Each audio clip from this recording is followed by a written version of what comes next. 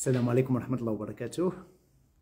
كوتش أمال، السلام عليكم، أهلا وسهلا، بونسوار، تحياتي. En attendant l'arrivée du professeur Tariq Ramadan, السلام عليكم، سعد الله، أهلا وسهلا ومرحبا.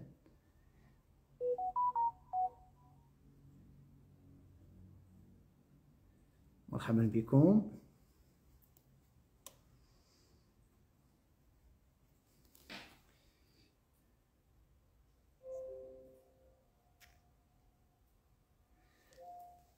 مساء الخير، كيف الحال؟ سي محمد الخياري أهلا وسهلا، الفنان الجميل ديالنا. سي إلياس أهلا وسهلا. سي أيوب سلام شباب. سي عبد السلام مرحبا مرحبا. En attendant le professeur, السلام عليكم ورحمة الله وبركاته، أهلا وسهلا ومرحبا. Bonsoir, je vous écoute de l'hôpital de Saint-Justin à Montréal. Younes, on te souhaite un prompt rétablissement. Votre approche nous aide à traverser cette épreuve difficile. Ah, j'espère, ouais, j'espère, Younes. On est là pour nous entraider. سي محمد الخياري بونسوار، بون كوراج خويا. سي عبد الرزاق اليوسفي تحياتي الامدي، تبارك الله عليك خويا عبد الرزاق، برافو pour ce que tu fais pour l'écosystème.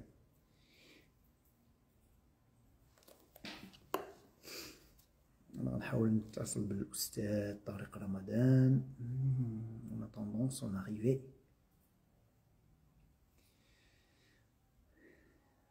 Salam alaikum, bonjour, le live sera-t-il enregistré? On ne l'a pas encore commencé, hein. Une fois on l'aura commencé, on va l'enregistrer, Inch'Allah. Probablement il sera enregistré, bi'idnillah. Ya Ustad, ya Tariq, ya Ramadan,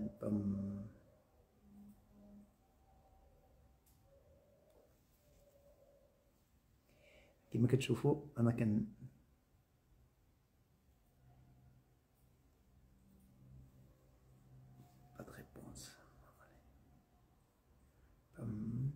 سعد بناني.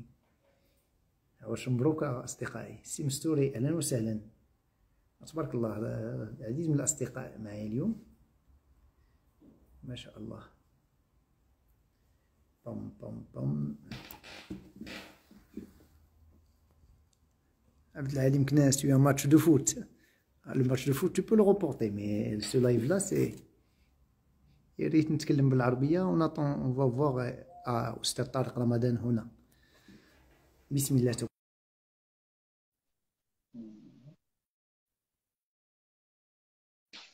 affiché.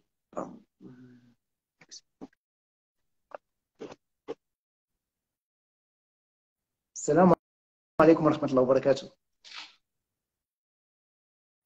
Ça va? Vous me voyez bien là? Oui, je vous vois bien. Très bien. Salam alaikum wa rahmatullahi wa barakatuh. Alaikum salam. Désolé du retard. J'essaie de trouver comment pouvoir, parce que j'ai pas trop l'habitude. Donc voilà, j'y suis maintenant. Ah oui, il y a toujours une première fois, Monsieur Tariq Ramadan. C'est vrai. À n'importe quel âge, n'est-ce pas? Oui, et surtout pour vous, hein, c'est la génération milléniale qui est maintenant accro à l'Internet. Nous, on est de l'ancien siècle. Moi, je suis né en 76. Vous êtes né en 62 à Genève. Et on est de l'ancien siècle, là. C'est ça, voilà. On est du siècle dernier. Mais bon, on est comme le bon miel. Je ne vais pas dire le bon vin, mais le bon miel. Mais Monsieur Tariq Ramadan, je sais que votre temps est précieux et je suis ravi, enchanté de vous avoir et honoré.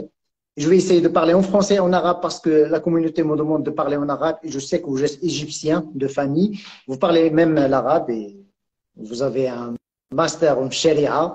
Vous avez fait en une année au lieu de le faire en 4 ans avec un travail acharné et une discipline qu'on ne doute pas de la régularité et de l'engagement. Et c'est un exemple pour nos jeunes. Et je veux commencer par une phrase de Nietzsche. qui dit celui qui a un pourquoi peut vivre avec n'importe quel comment. Celui qui a un pourquoi. Et là, ce live-là, je veux l'organiser autour de la quête du sens. C'est quoi le sens de la vie? C'est quoi la quête du sens? Qu'est-ce qu'on cherche dans cette vie? Je veux que ce soit une discussion à bâton rompu, un échange entre nous pour éclairer un petit peu, pour faire profiter la communauté de votre savoir, de vos connaissances sur le plan philosophique, spirituel, sharia, la foi, la certitude. Très bien, Inch'Allah, Bismillah ar-Rahman ar-Rahim. Vous voulez que je réagisse à cette première réflexion de Nietzsche ou vous aviez envie de commencer la discussion de façon différente? Comment vous vouliez aborder Comme la... vous voulez. Comme vous voulez. Vous êtes mon invité, vous êtes le bienvenu. Faites comme vous. Vous êtes chez vous. Vous êtes chez vous. Écoutez, je crois que ce que vous mettez en évidence et ce que vous venez de dire par rapport à Nietzsche, c'est important de savoir quel a été son parcours parce qu'en même temps, ça répond très bien à la formule et à ce que vous avez dit par ailleurs concernant la quête de sens. Lui, il est obnubilé par cela. Il est obnubilé par la quête de sens et quand il a 26 ans, il écrit un texte sur la naissance de la tragédie où il est en train de se poser la question du sens qu'ont donné à la vie les Grecs. Et dans un premier temps, il sera chrétien. Mais il sera chrétien, il écrira des poèmes à partir de sa référence chrétienne, mais il en sera déçu. Et ce qui le décevra, c'est comment, dans la tradition chrétienne, on a fait de la morale une relation de pouvoir. C'est-à-dire comment la morale ne sert pas à guider, mais elle sert à juger.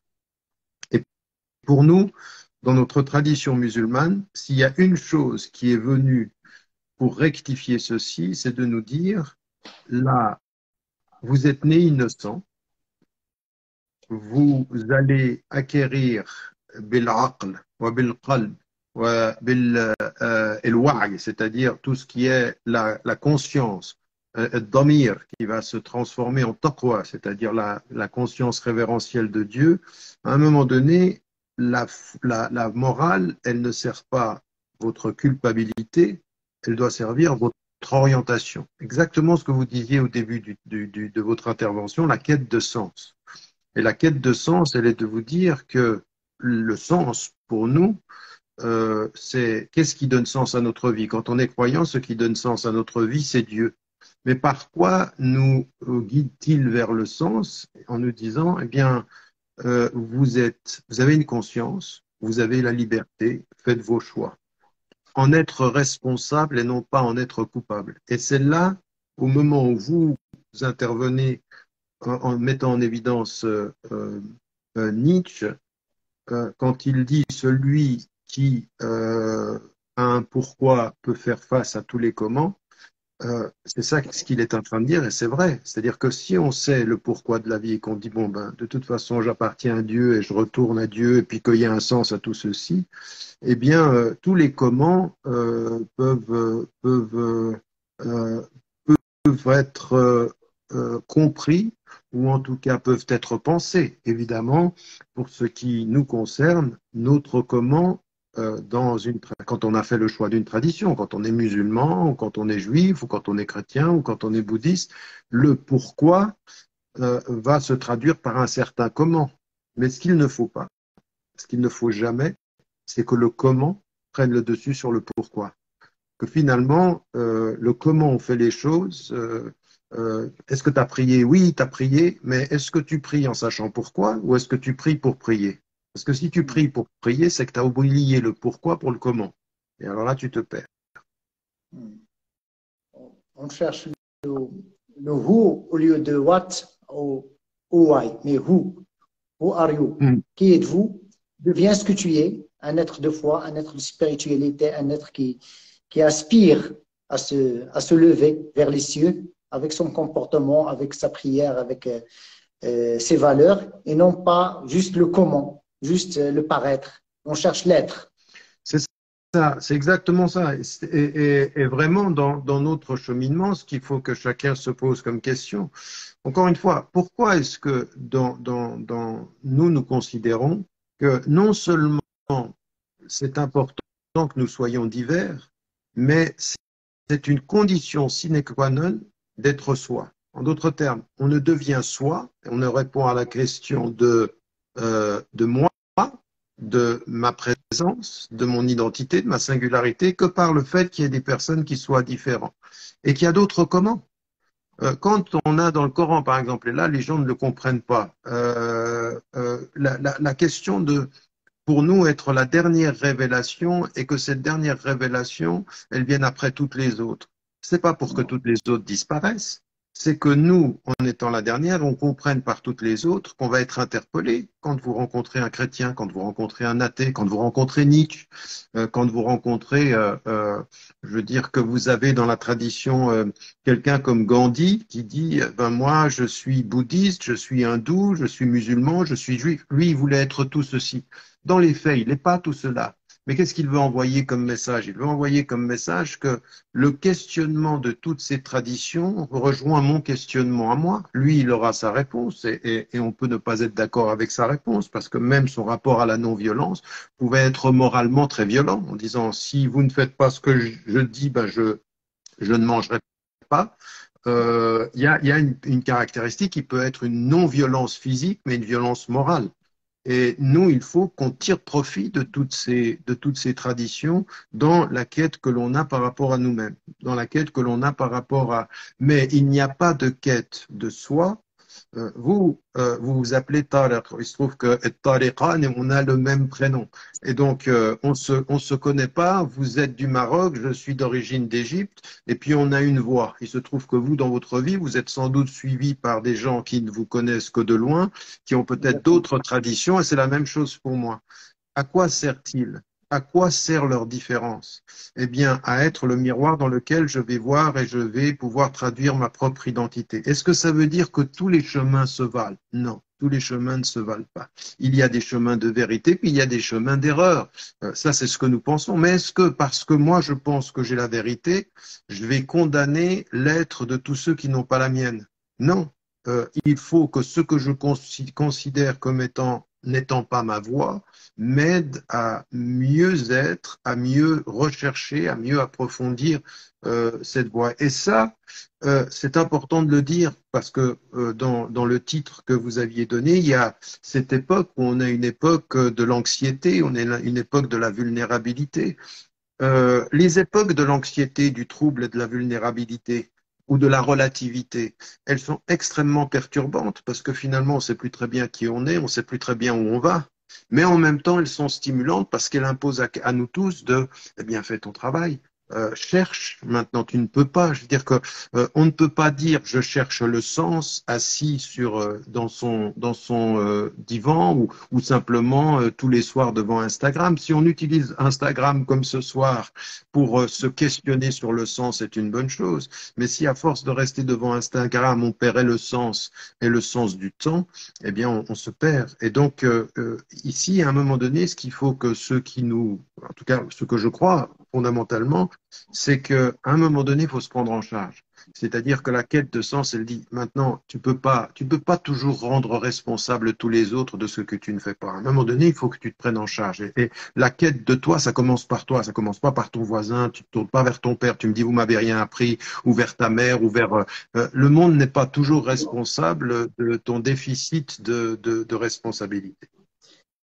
Euh, et ça me rappelle la phrase de deviens ce que tu es de notre Nietzsche qui parle de l'être et le devenir. Et pour être, il faut prendre ses responsabilités, ses libertés pour se réaliser. Parce qu'on a énormément de potentiel enfoui en nous. Ce potentiel qui est en nous, il est toujours dérangé par des interférences qui sont l'extérieur, qui est l'Instagram, la volatilité, les informations, l'info-obésité, les dérangements qui ne permettent pas d'exprimer notre plein potentiel. Et j'aimerais que vous développez, je sais, je suivais avec intérêt beaucoup de vos conférences ici au Maroc, à une certaine époque, où vous venez à Casa, la faculté de médecine, à Mondiapolis, dans beaucoup de lieux ici à Casa. Et même j'ai des amis qui vous ont suivi sur Canada. Il y a Soulaqi qui vous avez dit à un gars qui a réalisé l'affiche, deviens ce que tu es, réalise ton plein potentiel. Maintenant, il a sa petite boîte ici au Maroc, il est fier. Et quand il a vu, comme quoi vous serez avec moi, il m'a assez remonté de dire qu'il est fier. Il a une photo avec vous au Canada. Et il est fier de vous avoir rencontré un jour et moi aussi. Pour l'acronyme VUCA, pour les gens qui se demandent c'est quoi VUCA, c'est volatilité, uncertainty, complexité et ambiguïté. Nous vivons dans un monde volatile, incertain, complexe et ambigu. Et devant ce monde-là, dans le management, dans les entreprises, on a besoin de vision, on a besoin understand, comprendre. Complexité, on a besoin de clarté, la clarté, et l'ambiguïté, de l'agilité. Devant cette volatilité, la vision, devant uncertainty, il faut comprendre, understand, complexité, clarity, il faut avoir de la clarté et l'agilité. Et ça demande beaucoup de force psychologique, physique, pour avoir cette hormèse-là. Alors, moi, je mettrais deux étapes à ce que vous venez de mettre en évidence, parce que effectivement, ce qu'il y a dans les techniques de management, celles que vous venez de mettre en évidence en face de la complexité, il faut la compréhension, en face de la vulnérabilité, etc. Tout ce qui est vrai d'une certaine façon. Quand on est dans un monde complexe, la seule façon de vivre avec la complexité, c'est la compréhension. Et quand on est dans un monde qui est volatile, il faut de ce point de vue-là la stabilité, il faut l'orientation. Mais avant d'entrer, et c'est ça qui est important, c'est-à-dire que vous savez, dans les techniques de développement personnel aujourd'hui, il y a deux approches par rapport au développement personnel. Il y en a qui commencent par le fond, c'est-à-dire qui commencent par l'âme, qui commencent par la source. Et puis il y en a d'autres qui donnent des techniques pour faire face aux problèmes. Vous savez, c'est exactement la même chose qu'avec la religion. C'est-à-dire que vous pouvez dire à quelqu'un, il faut prier 5 fois par jour dans la technique de la prière, vous pouvez vous lui expliquer pourquoi il prie, c'est-à-dire l'introspection, entrer en soi. Et il faut qu'on fasse attention dans le monde qui est le nôtre, qui est un monde dont le fait de nous transformer en consommateurs et non pas en être, parce que Nietzsche dit deviens ce que tu es, le monde d'aujourd'hui nous dit deviens ce que tu achètes. C'est-à-dire tu deviens un consommateur. Et donc, avant de devenir ce consommateur-là, et pour ne pas devenir un consommateur, c'est-à-dire un être qui est systématiquement de le besoin de l'achat, de l'avoir pour être, et qui finit par réduire son avoir à l'être, son être, je veux dire, à l'avoir, eh bien, ce qu'il faut, c'est travailler un peu en amont. Et en amont, avant la complexité du monde, avant ce que, par exemple, on doit concevoir de notre être, avant d'entrer dans le monde qui, en fait, tend à vouloir complexifier les choses parce que plus nous sommes perdus, plus nous sommes dans le besoin, et plus nous sommes dans le besoin, plus nous avons tendance à consommer. L'être plein consomme moins. L'être plein se nourrit de l'intérieur et va consommer selon ses besoins. Mais quand on est vide à l'intérieur, on pense qu'on va consommer par l'avoir à l'extérieur et on est là dans un cercle très très vicieux et très très malfaisant. C'est pour ça que les techniques de management, comme le consumérisme. le consumérisme, mais les techniques de management ou les techniques par exemple, du développement personnel, qui ne seraient que ceci, il faut faire un pas en arrière en disant, mais attendez, les choses sont quand même beaucoup plus simples que cela. Si le but dans la réalisation de soi, c'est de devenir ce que tu es, eh bien, à un moment donné, il faut se poser. Il faut réussir à prendre une distance par rapport au monde et une proximité par rapport à soi.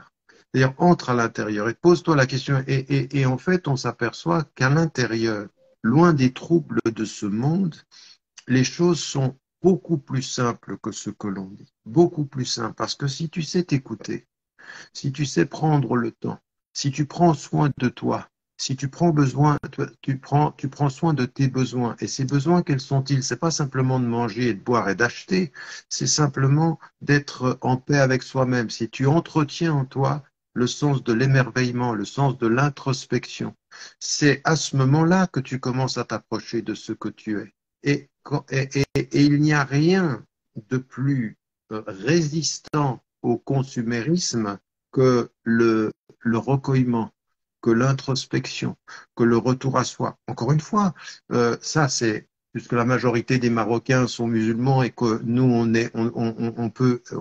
on est dans l'islam, mais l'islam de ce point de vue-là, c'est pas une nouvelle religion. Elle ne fait que dire ce qui a été dit dans le christianisme, dans le judaïsme, dans le bouddhisme. Il dit mais rentre à l'intérieur. Et de ce point de vue, cherche à savoir en toi ce que tu es. Et dans cette perspective-là, de te projeter, d'entendre la voix qui t'habite. Fais attention, parce que si aucune voix ne t'habite, toutes les voix du monde vont t'attirer. Elles vont t'attirer. Les voix, c'est comme Ulysse, c'est comme les sirènes. Elles t'attirent ici à gauche. Ça, c'est pour l'alcool. Ça, c'est pour la drogue. Ça, c'est pour et puis ça, c'est pour le téléphone. Et le téléphone devient une drogue. Et tu deviens un dépendant. C'est-à-dire indépendant en deux mots, c'est-à-dire non pas indépendant ce que tu devrais être, mais une personne qui a des dépendances, qui est nourrie, le monde de la complexité. Et donc, à un moment donné, même le management, s'il est pris tout seul, ne te rend pas indépendant. Il te permet de gérer, mais il ne te permet pas de te libérer. Et nous, ce qui est important dans ce monde-là, c'est ce processus-là, cette vision qui nous protège vers l'avenir, qui sont, il y en a aussi qui peuvent, et il faut faire très très attention parce qu'il y a plein de techniques qui peuvent être mal utilisées, c'est-à-dire qu'on peut mal utiliser le développement personnel, qu'on peut mal utiliser la religion même, qu'on peut mal utiliser les arts divinatoires, que ce soit le tarot, que ce soit il y en a qui rentrent dans des choses comme ceci, je dis attendez, arrêtez-vous un moment. Le shirk, quand tu associes quelque chose à l'absolu divin, c'est quand tu prends le moyen pour la fin. Le moyen, c'est un moyen. C'est-à-dire, tu adores pas la prière, mais tu pries pour adorer. Tu adores pas un savant, mais le savant t'approche de Dieu. Tu n'adores pas le prophète, mais le prophète t'approche de Dieu. C'était la formule chinoise. Attention, quand le sage montre la lune, l'imbécile regarde le doigt. Et donc, de ce point de vue, il faut vraiment que nous apprenions ceci.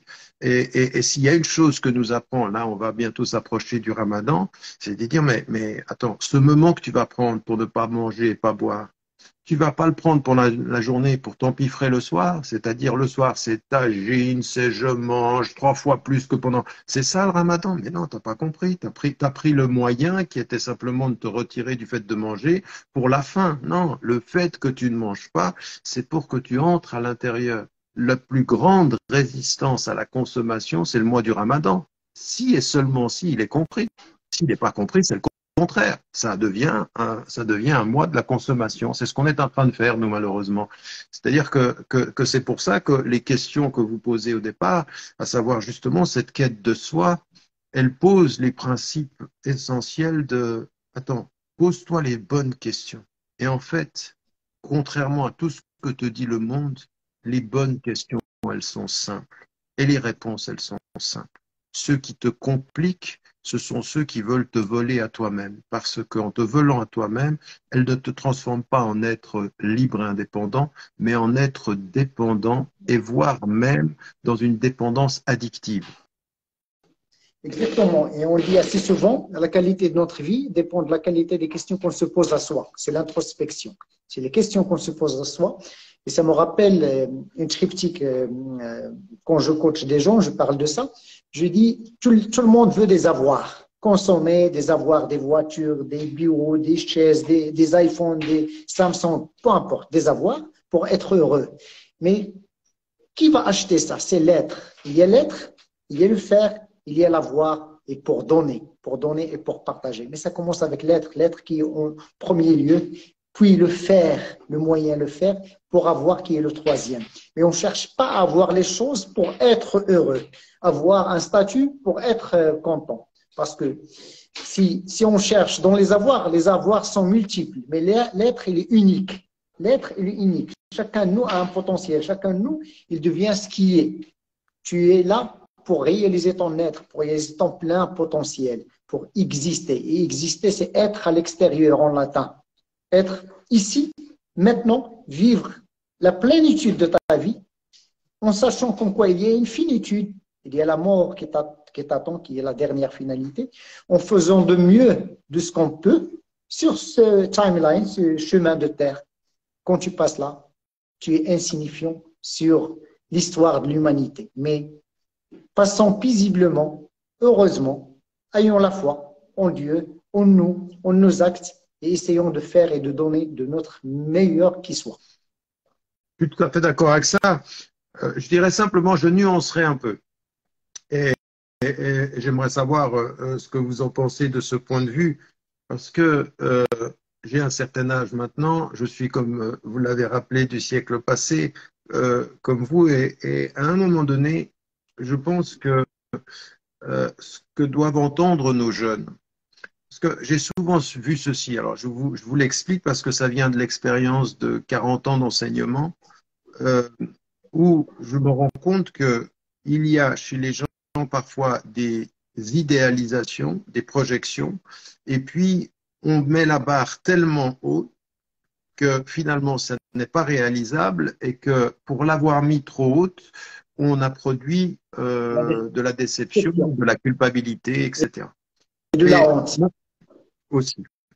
Et moi, ce que j'aimerais dire aux plus jeunes qui nous écoutent, il n'y a aucun mal dans cette vie à vouloir réussir sa vie scolaire, à vouloir réussir sa vie professionnelle, à vouloir même des titres et une reconnaissance sociale. Bien sûr que c'est nécessaire, bien sûr que ça fait du bien, bien sûr qu'on se construit dans le regard de la société et des gens qui nous entourent, bien sûr. La question, ça n'est pas une faute de vouloir ça, c'est même naturel. L'erreur, c'est de tout placer et de croire que le titre ou le salaire ou le travail fait la personne. Non, la reconnaissance et le besoin d'un statut, c'est normal. Mais qui n'a pas cette reconnaissance? Qui ne cherche pas simplement à être respecté? Et puis, bien, alors, à tous ceux qui font des études là maintenant, qui nous étudient, ben, tu vas à l'université ou tu as un travail manuel et tu cherches une reconnaissance et avoir un salaire, il n'y a rien de mal à ça. Tout ceci est naturel, il faut le vivre. La vraie question, c'est est-ce que tu comprends ce statut ou ce salaire comme des moyens ou est-ce que tu penses que c'est ce qui va déterminer ta réussite de ta vie? La réussite de ta vie, c'est pas le salaire, c'est pas le statut, c'est la paix intérieure. Et il se peut que tu aies plein d'argent, plein de statuts, tous les titres, et que tu n'ailles pas bien à l'intérieur, qu'il y ait une blessure, et qu'il y ait une blessure qui remonte à tes parents, qui remonte à ton passé, qui remonte à quelque chose que tu n'arrives même pas toi-même à t'avouer. Et donc, de ce point de vue, il faut bien faire comprendre, bien que nous partagions, que même dans la tradition musulmane, le fait que tu aies un travail, le fait que tu aies un statut social, le fait que tu sois respecté, mais bien sûr, bats-toi pour soi, mais bats-toi pas uniquement pour ça. Ne te bats pas pour la reconnaissance des autres, parce que s'il y a une chose qui est importante et qu'il faut toujours se souvenir, il se pourrait que beaucoup de gens t'aiment pour ton image et que toi, tu ne sois pas bien avec ton être. Et que, en fait, ce qui est le plus important, c'est que tu sois bien avec ton être, parce que quand tu es bien avec ton être, les gens qui sont autour de toi te reconnaîtront dans la paix, te reconnaîtront dans le bien-être. Il faut de ce point de vue que on normalise parfois même ces réalités-là. On a tous des idéaux qui sont extraordinaires. On n'est pas tous à la hauteur de nos idéaux. Je veux dire, quand il nous est dit de suivre le prophète, paix et bénédiction de Dieu soit sur lui, alayhi salatu wassalam, et quand il nous est dit d'être les meilleurs des êtres possibles sur la terre, il ne nous est pas dit d'être des anges. Il nous est dit, vivez avec vos qualités, assumez vos défauts et avancez pour devenir quelqu'un de meilleur. Pour devenir quelqu'un de meilleur, ça veut dire en même temps de comprendre que la vie, c'est un combat quotidien avec la face sombre de notre être pour devenir des gens plus lumineux. En fait, on est tous, la quête de soi, c'est un peu la quête de la lumière. Exactement, et ça me rappelle l'équation de la déception. C'est quoi l'équation de la déception? C'est la différence entre les attentes et la réalité et les Ouais. réalisations. Et ça, c'est la différence. C'est ça le taux de déception. Si vous avez des attentes, il faut être ambitieux, avoir de la volonté, avoir de la discipline, l'engagement, mais step by step, pas à pas, chouïa chouïa, doucement et sûrement et sagement. Et sagement.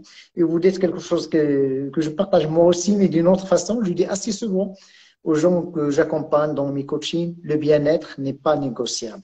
Tout commence avec soi, il finit avec soi. Et le bien-être, si tu es bien avec toi-même, tu peux réaliser n'importe quel rêve parce que le départ, c'est vous, c'est pas les autres, c'est pas le paraître, c'est pas le jugement des autres parce que, comme vous le savez, nous sommes une société marocaine arabe, on a beaucoup calamines. Qu'est-ce qu'ils vont dire par rapport à moi? Comment ils me voient?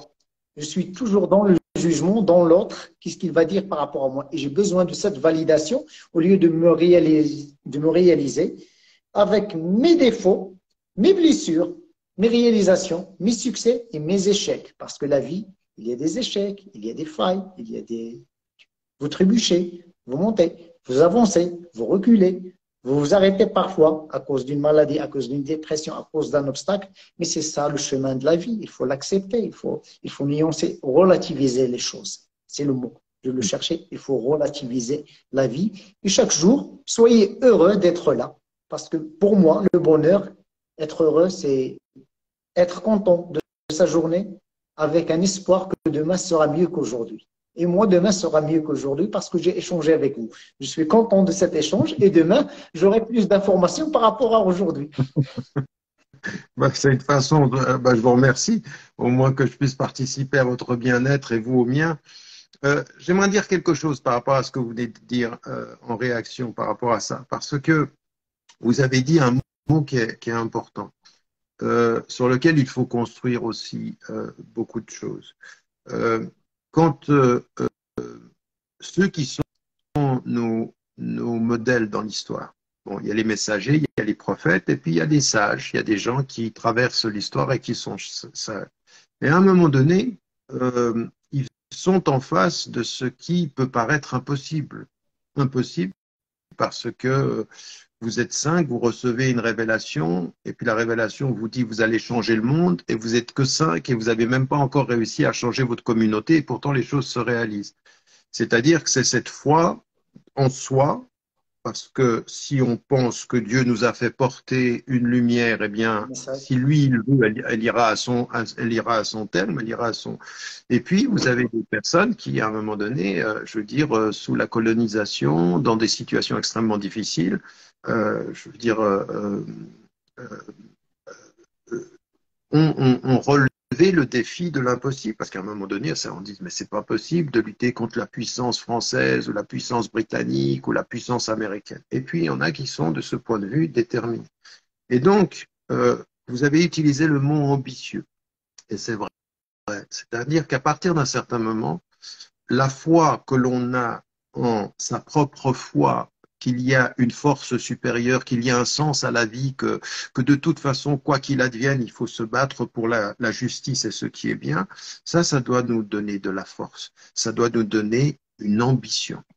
Ce qu'il faut toujours marier avec l'ambition, parce que l'ambition sans lumière, c'est de l'arrogance. Mais il faut habiller l'ambition d'humilité.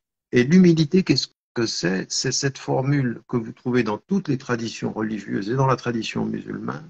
C'est faire ce que l'on peut du mieux que l'on peut. La yukallifullahu nafsan illa wus'aha. Dieu ne demande pas à un être plus que ce qu'il peut porter. Mais ce qu'il peut porter, il faut qu'il le fasse. Donc, un premier élément, c'est marier ce que vous avez dit là tout à l'heure, à savoir l'ambition, avec cette foi qui doit se nourrir de cette conviction que c'est possible, parce que si lui veut, personne ne pourra l'arrêter, et que si je veux, à la lumière de ce qu'il veut, eh ben, je dois avancer, mais avec l'humilité de se dire je fais de mon mieux. Ça, c'est un premier élément qui est important. Voilà, exactement. Exactement. Et tawakkul ala Allah, souvent on traduit ceci par le fait de s'en remettre à Dieu, mais c'est en fait de lui faire confiance. C'est cette notion de confiance que l'on a vis-à-vis de Dieu et dans laquelle il faut s'engager. Ça, c'est un premier élément. Le deuxième élément de ce que vous avez dit et qui permet de réaliser ceci dans son engagement personnel, ici et maintenant dans cet engagement, c'est effectivement de relever le défi dans son quotidien, se dire, mais finalement, ma satisfaction, mon bien-être, il va se réaliser comment? Comment les choses vont se réaliser de mon quotidien et comment est-ce que je dois m'engager? Alors, ce que vous avez mis en évidence, c'est avoir cette ambition-là. Et puis, la deuxième des choses qui est véritablement nécessaire, c'est en toutes circonstances, dans sa vie quotidienne, ce bien-être qui est ce que l'on recherche, il passe quand même par trois états auxquels il faut véritablement encourager les êtres humains. Le premier état, c'est celui du questionnement personnel, c'est-à-dire ce qu'on appelle dans la tradition tasawwuf, dans la tradition soufie, le muraqaba, c'est-à-dire la conscience de soi, c'est-à-dire qu'est-ce que je suis en train de faire de moi, comment est-ce que j'agis, comment est-ce que donc qui n'est pas une conscience coupable, mais qui est une conscience responsable. Ensuite, il faut avoir la vue longue. Il faut avoir la vue longue, c'est-à-dire que on va essayer, on va commettre des erreurs, et puis les gens nous jugent, les gens nous regardent. Et donc, c'est vrai qu'il faut se dire, à un moment donné, je ne suis pas l'objet de vos jugements. Et c'est là que je dirais une chose. Vous savez, on répète souvent, et souvent quand on se parle, on se dit mon frère, ma sœur, on est très fort pour utiliser les mots de la fraternité, on est moins profond quant à les vivre. Oui, on est très très fort. Alors pour ça, alors akhi, ukhti, alors ça fuse, on n'a pas dit trois mots qu'on l'a déjà dit deux fois. Maintenant, le nombre de fois qu'on le dit est inversement proportionnel à la réalité de ce qu'on vit. C'est-à-dire, qu'est-ce que tu es en train de me dire? À un moment donné, on a envie d'arrêter et de dire, mais je suis vraiment ton frère, t'es sûr? T'es vraiment ma sœur, t'es sûr? Donc on a envie d'arrêter. Pourquoi est-ce que je dis ceci? Parce qu'à un moment donné, dans Innamal mu'minun ikhwa, les croyants et les croyantes sont. Parce qu'il y a aussi l'ukhuwa al-insani, il y a la fraternité humaine, c'est-à-dire on est le frère de tous les Noirs de la terre, de tous les Asiatiques de la terre, de tous les êtres humains. Il y a Yohannas, Dieu nous dit les gens, vous êtes une humanité, il y a un Dieu pour une humanité, avec une diversité de cultures et de couleurs. Mais qu'est-ce qu'il faut à un moment aussi dire? Dans cette fraternité-là, il faut comprendre que dans le Coran, tout de suite, dans il y a une fraternité active. Ça veut dire quoi la fraternité active? La fraternité active, c'est de dire aussi, d'avoir une responsabilité par rapport à son frère et à sa sœur. Et moi, je vais vous dire une chose.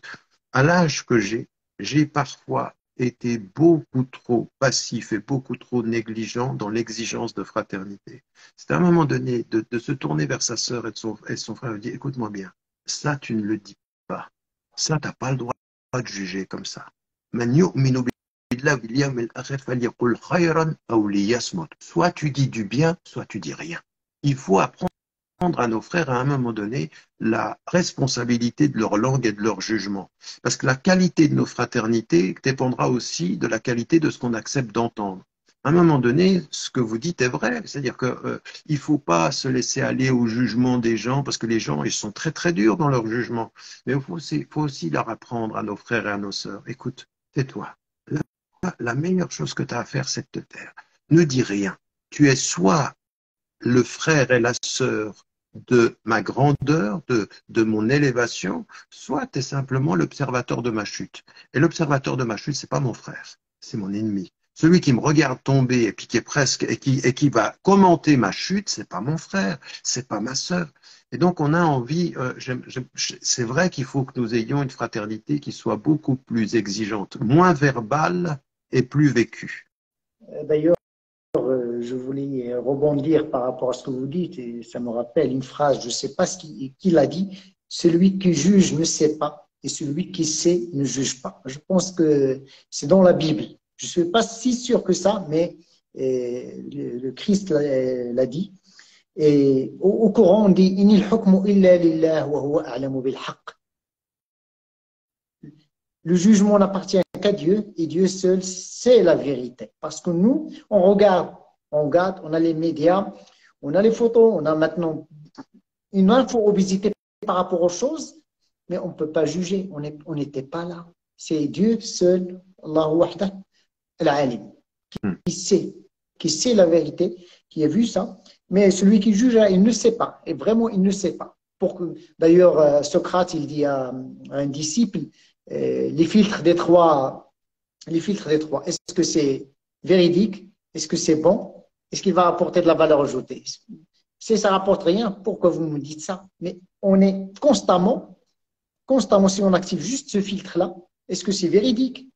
Est-ce que c'est véridique? Est-ce que tu le sais? C'est véridique? Est-ce qu'il va m'apporter une valeur ajoutée? Est-ce que tu l'as vu? Rien de tout ça. Et on est en train constamment à se focaliser sur l'extérieur au lieu de se focaliser sur l'intérieur pour évoluer et pour progresser dans son cheminement.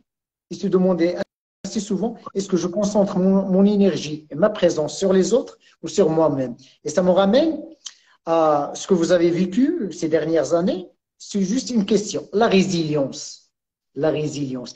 Et je sais que dans votre famille, c'est beaucoup d'expériences. Je ne vais ni juger, ni positive, ni négative, mais beaucoup d'expériences qui reflètent qu'il y a de la résilience au sein de votre famille. J'aimerais bien que vous me parlez de la résilience. Je peux le traduire, la résilience en arabe, as-salab al-nafsiya, c'est-à-dire la résistance psychologique. Résilience, c'est Boris Cyrulnik qui parle assez souvent de résilience. Mais vous, pour vous, la résilience, c'est quoi? Dans votre chair, dans votre expérience, c'est quoi la résilience par rapport à votre expérience? Alors, je vais répondre à ça. Je voulais juste faire un lien avec ce que vous disiez au tout début et je réponds directement à cette notion parce qu'effectivement, elle est centrale. Elle est centrale. C'est une notion qu'a repris, comme vous l'avez dit, Cyrulnik, mais il la reprend en fait à toute la tradition de la psychologie américaine, anglo-saxonne, et lui, il l'a intégrée à la langue française de belle façon parce que il l'a vécu lui-même dans son parcours, mais c'est d'abord un concept anglo-saxon. Mais avant ceci, juste une chose. Dans ce que je voulais dire dans le prolongement de ce jugement, le fait de demander à ceux qui nous entourent de se taire, de suspendre leur jugement, ne veut pas dire que dans notre relation avec ceux que nous aimons, ceux qui nous accompagnent, il faut que nous soyons sourds à une exigence dans la fraternité. C'est toi qui es ma sœur, toi qui es mon frère, toi qui m'accompagnes sur le chemin de cette quête de sens pour que je devienne ou que j'acquière finalement ou que j'accède à une paix intérieure, il faut que ta fraternité elle soit exigeante. C'est-à-dire, je ne te demande pas de me juger dans ce qui est le mal qui m'habite, mais de m'accompagner pour que gagne en moi le bien qui me fonde. Et c'est ça une vraie fraternité. C'est-à-dire que euh, quand le prophète, salam, mais vous trouvez ceci, encore une fois, vous voyez ça dans tous les sages. Quand vous regardez, par exemple, la présence, vous parliez tout à l'heure de Socrate.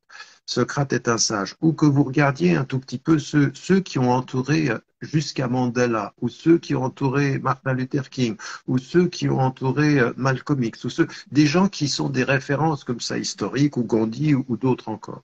Eh bien, vous apercevez que dans leur présence, ce qui rayonne d'elles, ces personnes, c'est qu'elles permettent à ceux qui les entourent, qui suivent leur enseignement ou qui les accompagnent, de devenir meilleurs. C'est-à-dire, c'est pas qu'elles ne jugent pas, c'est qu'elles voient pour permettre d'améliorer. Elles ne voient pas pour condamner. Et c'est toute la différence. C'est-à-dire que c'est comme un papa et une maman. Quand ils voient dans son enfant, sa fille ou son fils, quelque chose qui ne va pas, il ne le voit pas pour le condamner, il le voit pour le protéger, pour l'élever et grandir. Et de ce point de vue-là, c'est comme ça qu'on devient meilleur et c'est comme ça qu'on devient soi-même. Sur la notion de la résilience maintenant, dans ce qui m'est arrivé dans ma vie, moi je viens d'une famille où historiquement, on sait ce que c'est que l'épreuve et on sait ce que c'est que de payer le prix et le sacrifice de son engagement. Et s'il y a une chose que, que pour laquelle je remercie et mes grands-parents et mes arrière-grands-parents comme mes parents, c'est deux choses. D'une part, c'est que dès l'enfance, ils m'ont traduit, ils m'ont permis de concevoir ce que c'est que l'épreuve. L'épreuve, elle n'est pas la condamnation du coupable, elle peut même être l'élection de celui qui va devenir meilleur, puisque l'on sait que parmi ceux qui sont le plus mis à l'épreuve sur la terre, il y a ceux que Dieu aime le plus. Et donc, d'une certaine façon, l'épreuve, elle n'est pas une condamnation. L'épreuve, elle peut, à un moment donné, dire qu'on va pas juste, mais elle n'est pas la condamnation. Parce que quand on ne va pas juste sur la terre, la pire des épreuves, c'est de mourir sans épreuve. Je répète, quand on ne va pas juste sur la terre, la pire des épreuves, c'est de mourir en n'allant pas juste. Et si Dieu nous met à l'épreuve avant la mort, c'est qu'il nous aime encore. Il dit, attends, je t'ai appelé avant que tu partes. Et donc, moi, de ce point de vue, ce que j'ai pu voir, je veux dire, moi, j'ai un grand-père à 42 ans, il est assassiné, pourquoi? Malgré tout ce qu'on a dit. Voilà, malgré tout ce qu'on a dit dans l'histoire, on l'a sali son image, on en a dit, je veux dire, sa propre fille, qui est ma mère, Hafidahullah, pour laquelle je demande des invocations hein, au moment où vous m'écoutez, puisque sa santé est fragile. Mais elle a vu son propre père refuser de prendre une arme pour se défendre au moment où il savait où ils allaient le tuer. Il a refusé de se défendre. C'est-à-dire que même dans la légitime défense, il a dit non. Et donc, ils l'ont tué à 42 ans. Et pourquoi ils l'ont tué? Parce qu'il a dit aux Anglais, écoutez, c'est pas votre pays ici. Vous partez de ce pays. Et il a dit, les Palestiniens ont droit à leur terre. C'est ce qu'il a dit historiquement. Et 100 ans plus tard, qui est-ce qui avait raison? Est-ce que les Britanniques ont un droit sur l'Égypte? Ben non. Est-ce que les Palestiniens se battent encore pour leur terre? Ben oui. Et donc ils ont droit à cette terre aussi. Et donc et puis malgré ceci, cette famille-là, quand elle a vu partir eh ben il y a une résilience. Et qu'est-ce que c'est que cette résilience-là? C'est trouver la force en soi de pouvoir dépasser l'épreuve qui nous touche et l'épreuve qui nous blesse et l'épreuve qui pourrait nous détruire d'une certaine façon. Mais ça n'est pas facile parce que quand vous êtes l'enfant d'un père qui a été tué, évidemment que c'est difficile. Ça demande de la foi, ça demande des ressources, ça demande ce que vous disiez tout à l'heure, c'est-à-dire la confiance en Dieu et puis de pouvoir se remettre à cela. Et puis il se trouve que la fille de cet homme qu'elle a vu mourir alors qu'elle avait 15 ans, elle a épousé son fils spirituel, donc le fils spirituel de son père, parce qu'il l'a éduqué depuis qu'il a... Et puis ils ont dû quitter le pays pendant 41 ans d'exil, loin de leurs racines. Donc moi, quand je vois ce que je vis aujourd'hui, avec une année de prison et ce que l'on est en train d'essayer de faire, de détruire ma réputation, de détruire ma femme, mais c'est rien par rapport à 41 ans d'exil. Et pourtant, dans ces 41 ans d'exil, qu'est-ce que j'ai vu de la part de ma mère et de mon père? La résilience dont vous parlez, la force en disant mais non, mais nous on n'est pas, nous on n'a tué personne, on défend la vérité, on veut la justice et la liberté et on ira jusqu'au bout pour ça, mais on n'a tué personne et on tuera jamais personne. Et donc moi j'ai un grand-père, il a tué personne, mais on l'a tué. J'ai un père qui a tué personne et puis on l'a exilé pendant 40 ans. Moi j'ai tué personne. J'ai plutôt essayé de réveiller des consciences en disant de tuer personne, mais réveillez-vous. Et pourtant, avec ceci, on a essayé de dire que j'avais formé des terroristes. On n'a pas réussi à le prouver parce que ça n'a jamais été vrai. On a dit que j'avais un double langage, on ne l'a jamais prouvé. Donc, on n'a pas réussi à toucher la tête et on est allé en dessous de la ceinture. Et pourtant, malgré tout ceci, ce que vous dites et qui est important, c'est qu'au cœur de cette expérience de la prison, eh bien, j'ai eu la présence de ma mère qui était vivante, la présence de mon père qui était décédé, mais avec qui j'ai beaucoup conversé au-delà de la vie et au-delà de la mort. J'avais ma femme, j'avais mes enfants.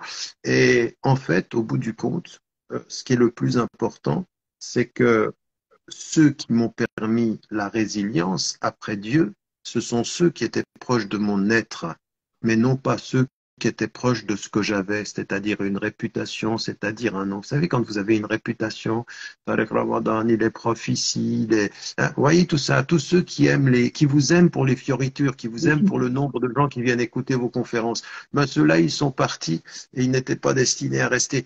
Mais ce qui est le plus important, c'est qui est le plus bel enseignement de tout ceci, c'est de se dire, au moment où moi je venais, et même, vous savez, même au Maroc, quand je venais au Maroc, j'étais toujours, moi j'ai toujours considéré le Maroc comme mon pays d'adoption. Et quand j'y venais, j'avais une fraternité, une reconnaissance. Il se trouve que parmi ceux qui étaient mes frères au Maroc et mes sœurs au Maroc, il y en a qui l'étaient pour le nombre. et il y en a qui l'étaient pour le véritable amour. Ceux qui étaient pour le véritable amour sont restés, ceux qui étaient pour les apparences sont partis, et c'est mieux ainsi, parce que finalement, la quête de sens, vous savez, au fil des années, il faut enlever les maquillages, et on va vers la pureté, vers ce qui reste véritablement. Et la résilience, c'est ça, c'est ce qui est pur et qui nous permet de relever l'épreuve qui aurait pu nous détruire, mais qui nous a rendus plus forts. Bravo, vraiment, vraiment, j'apprends des choses. J'aimerais juste vous questionner par rapport à vous. Vous avez une expérience, vous avez une famille, vous avez un vécu, vous avez même des expériences transgénérationnelles qui sont passées Mm. d'une génération à une autre, qui ont constitué un petit peu la génétique, parce qu'on a une part de génétique. Comme vous le savez, l'ADN, la génétique, on est constitué des gènes de notre papa et de notre maman. Et on appartient à une dynastie, à une lignée, une famille. Vous, vous avez dans cette famille-là des gènes de résilience pour les moins jeunes qui sont là. Et ma communauté, la communauté que je suis, c'est entre 18 et 40 ans. C'est-à-dire, c'est à peu près 80% de mes followers et je remercie les autres. Vraiment, vous constituez quelque chose, je vous adore. Merci pour votre soutien. Qu'est-ce que vous allez dire à des gens pour être un petit peu résilients, et non pas résistants, mais résilients pour réussir dans la vie? Qu'est-ce qu'on peut dire aux jeunes? Vous, vous avez une expérience, vous avez 62 ans. Moi, j'ai 47 ans. Hein. On a à peu 60 près ans, 60 ans. Ne me vieillissez pas trop vite, 60 ans encore. 60 ans. Je, Allez. 60 ans. On a je 30 ans de tiens à différence. dire 60 ans 60 depuis ans, c'est quelques bien. mois. Troisième vingtaine, hein, c'est la troisième vingtaine. Vous avez 3 fois là. Vous êtes Exactement. encore jeune. Voilà. Donc, il y a, il y a une chose qui est dans ce que vous dites qui est vrai. Rien ne remplace dans l'enseignement l'expérience. Parce que l'expérience, le vécu, qui vient aussi, nous on l'a dans la tradition coranique, on a ces éléments qui passent de famille en famille, c'est-à-dire le transgénérationnel. Et il y a deux caractéristiques au transgénérationnel, c'est le caractère génétique qui est transmis et puis le caractère de l'épigénétique qui est aussi la relation à l'environnement qu'on a tous de ce point de vue et qui fait que dans mon vécu, je l'ai eu par rapport à la réalité occidentale, puisque moi je suis né en Occident et que j'ai eu affaire à un autre défi, mais qui était un défi qui était une autre type de résistance à une perception de l'islam extrêmement négative, à de l'islamophobie, à un racisme, etc. Ce qu'il faut dire aux jeunes de ce point de vue, c'est il faut toujours, pour pouvoir vivre la résilience, il faut commencer par une prise en compte essentielle, parce que tout commence là. Chez les psychologues, si vous voyez dans ce qu'était la psychanalyse, par exemple, ou la psychologie clinique ou la psychologie comportementale, le premier élément sur lequel toutes les spiritualités vont se retrouver, c'est cette idée par laquelle vous avez commencé dans votre propos, croire en toi. Il faut croire en toi. Pardon, il faut croire en toi. Dans la tradition spirituelle, le fait de croire en Dieu, dans le monothéisme et dans la tradition musulmane, dans qui est peut-être la majorité de ceux qui vous suivent, mais pas seulement, parce que je pense qu'il y a aussi des personnes qui ne sont pas forcément de tradition musulmane, mais ça commence par ça aussi. C'est cette idée, et ça, elle est essentielle, c'est que quelle que soit l'épreuve à laquelle tu fais face, quelle que soit la difficulté que tu trouves, quel que soit le malheur qui t'atteint, sache et rappelle-toi que Dieu ne te fait jamais vivre une épreuve plus forte et plus difficile que ce que tu peux porter. En d'autres termes, il faut que tu te conditionnes mentalement,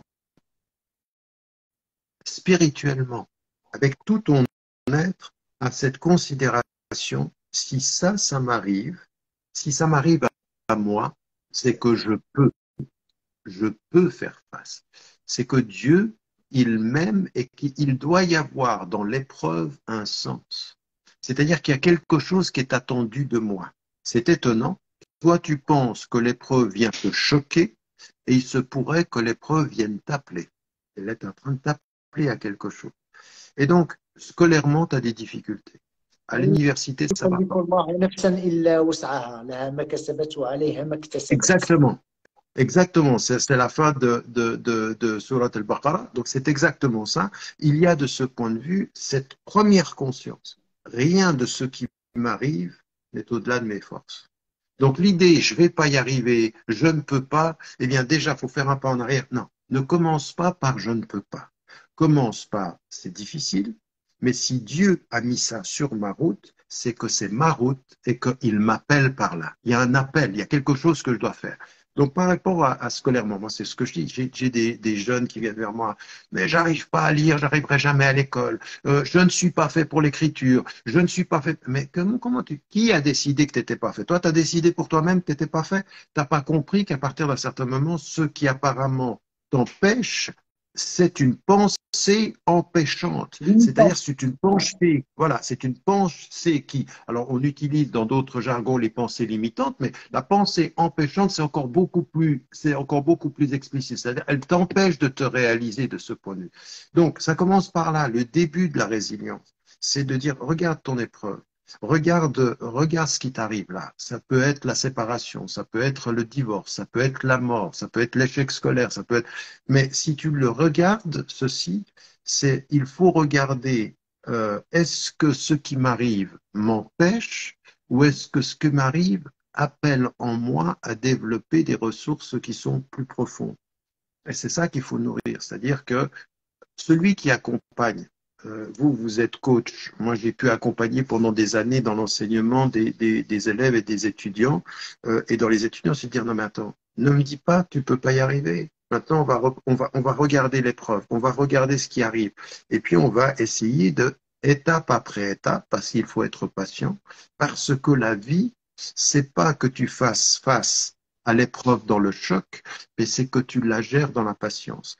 La principale réalité de l'épreuve, c'est la patience que tu vas avoir à la dépasser.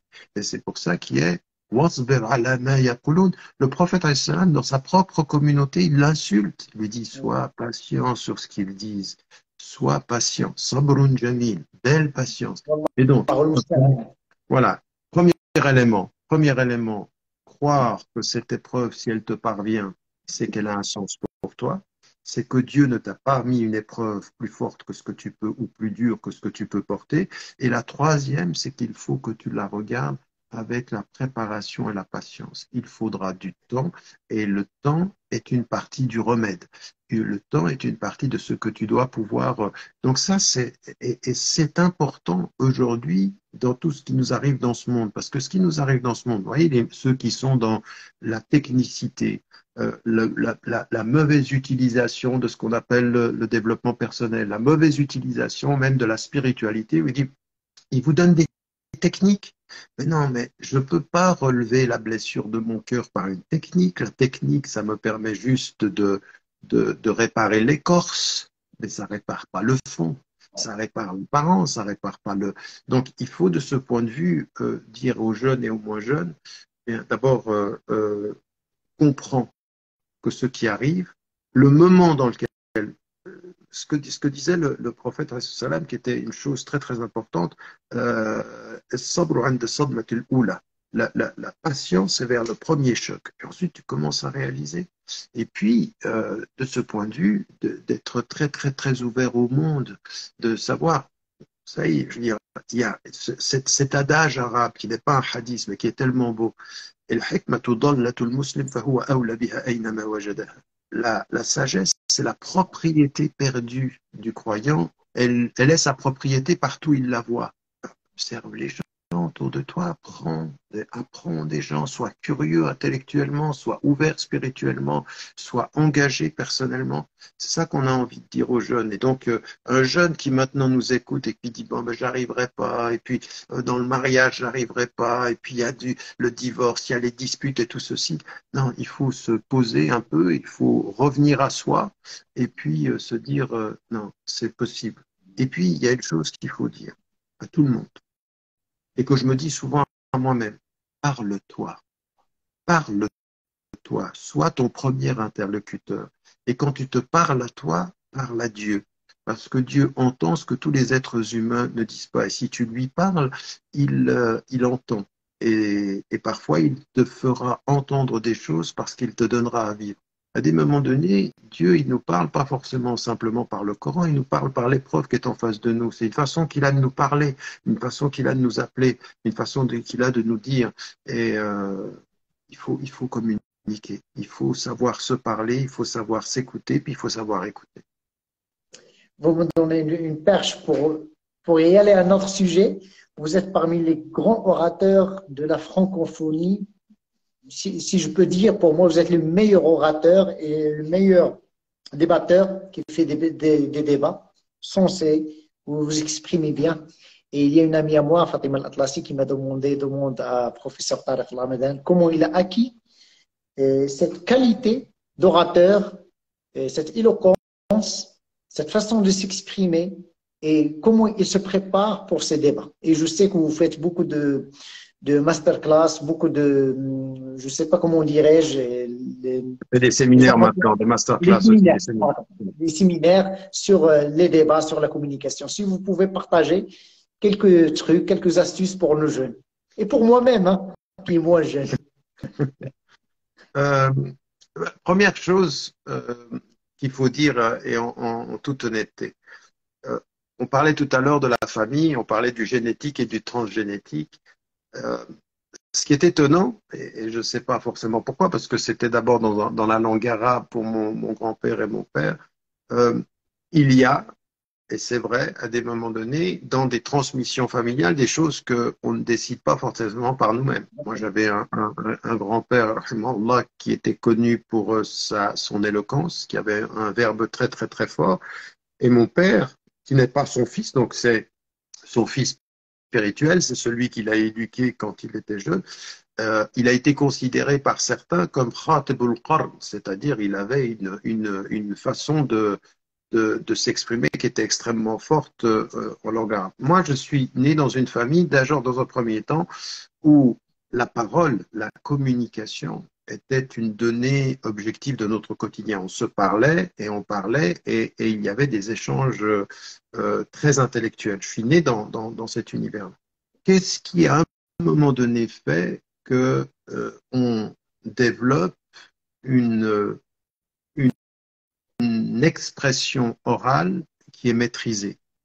Il y a trois choses sur lesquelles il faut que les gens travaillent de ce point de vue. Et quand je fais ces séminaires intensifs ou ces formations, on ne peut pas apprendre l'expression orale si on ne fait pas deux choses, et ça c'est le premier point, c'est lire et écouter. Mais lire, c'est-à-dire qu'il y en a certains, ils vont regarder sur YouTube et ils apprennent par cœur certaines de mes formules en disant je vais parler comme lui. Ça, c'est pas possible. On n'apprend pas à parler par YouTube seulement. On va apprendre parce que la lecture, elle permet l'acquisition du vocabulaire, elle permet l'acquisition de l'expression. Et écouter, écoutez pas simplement les clashs de 2 minutes, mais la construction d'un raisonnement. Parce que certains, ils sont contents, ils disent ah là, De Villiers, tu lui as mis, Zemmour, tu lui as mis. Eux, ils pensent que l'expression orale, c'est le clash. Ça, c'est les réseaux sociaux qui ont tout transformé. Non, ça se travaille d'abord par la lecture et ensuite par l'écoute parce qu'il y a des personnes qui, dans leur douceur, loin des clashs, ils développent une réflexion qui est très construite. Ça, c'est un premier élément. La deuxième des choses qui permet d'améliorer son expression, d'améliorer et qui permet de passer de parler à l'art oratoire et à l'éloquence, parce que c'est trois niveaux différents. Il y a l'art oratoire, c'est comment et puis on va arriver à l'éloquence, c'est quand on pense qu'il n'y a pas d'éloquence, c'est-à-dire qu'on parle, ça paraît tellement naturel, c'est comme le virtuose en piano, on a l'impression quand il joue qu'il n'a rien appris, que ça vient naturellement, mais c'est parce que justement il connaît toutes les techniques et qu'il a travaillé les techniques. Et donc, à un moment donné, pour s'améliorer, il y a une chose qui est nécessaire, c'est la pratique.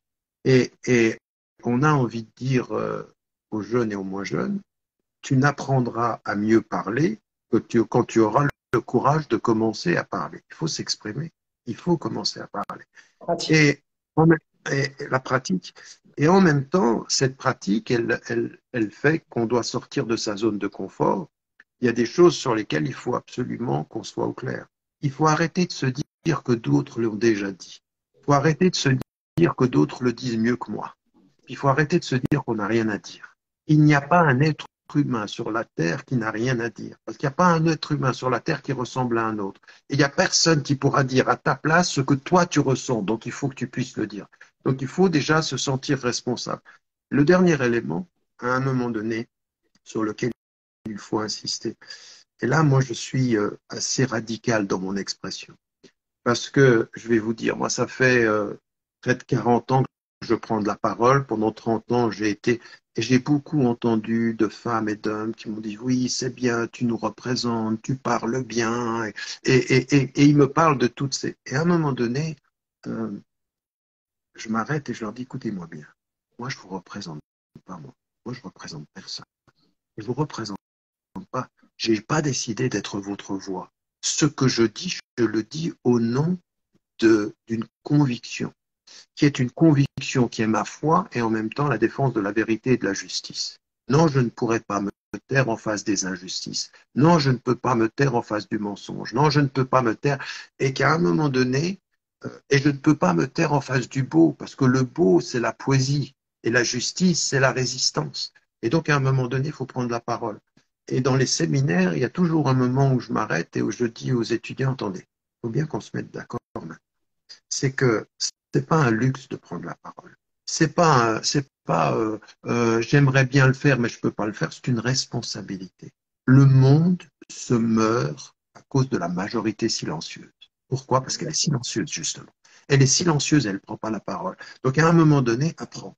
Apprends à prendre la parole. Apprends à structurer une pensée. Apprends à dire ce qui est juste. Il ne s'agit pas de t'imaginer aller en clash contre Zemmour. Il s'agit dans ta vie quotidienne d'être la voix de ceux qui disent ce qui est juste et de ce qui est bien. La formule que j'utilise, il ne s'agit pas simplement de bien parler, il faut parler pour le bien. Mais il faut parler. Il faut parler. Et donc les jeunes qui sont là en train d'entendre, et puis moi, mais j'entends ça depuis 30 ans, c'est bien, vas-y, tu nous représentes. Je dis non, non, non, moi je représente rien. Aujourd'hui, le monde ira mieux quand beaucoup plus de Marocains, dans leur vie quotidienne, prendront la parole pour dire ce qui est juste, pour défendre ceux qui sont pauvres, pour être une voix dans la société qui se fait entendre avec respect. Le but, c'est pas de crier, le but, la sagesse et la vérité, c'est pas l'agressivité. Je veux dire, quand Dieu envoie Moussa ou Haroun, alayhi salam, quand il les envoie à Pharaon, il les envoie pour aller crier. Oh là là. Dis-leur des paroles douces, même à Pharaon. Pharaon, c'est le pire des tortionnaires. Mais la vérité dans la douceur, c'est ce qu'on appelle aujourd'hui la rhétorique et l'esthétique. C'est ça qu'il faut réussir à faire. Et donc, pour ce qui me concerne, je n'ai pas considéré la prise de parole comme un luxe. Moi, le but, c'est pas d'aller briller à la télévision. C'est qu'à un moment donné, à la télévision française, et c'est pour ça qu'on m'en a fait disparaître, pas à partir de cette dernière affaire, depuis 2012, ça fait plus de 10 ans que sur la télévision française. Pourquoi? Parce qu'à un moment donné, vous parlez leur langue.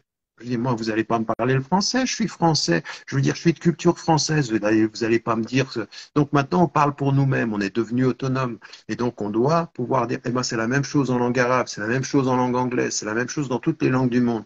Et on a envie de dire aux jeunes, aux femmes et aux hommes, et moi, j'insiste aussi pour que les femmes arrêtez, chères jeunes femmes et chères femmes, de penser que c'est un homme qui va défendre la cause de la femme. À un moment donné, il faut que tu parles. À un moment donné, il faut que tu dises ce qui t'anime. Il faut aussi que dans la société, ces voix se fassent entendre.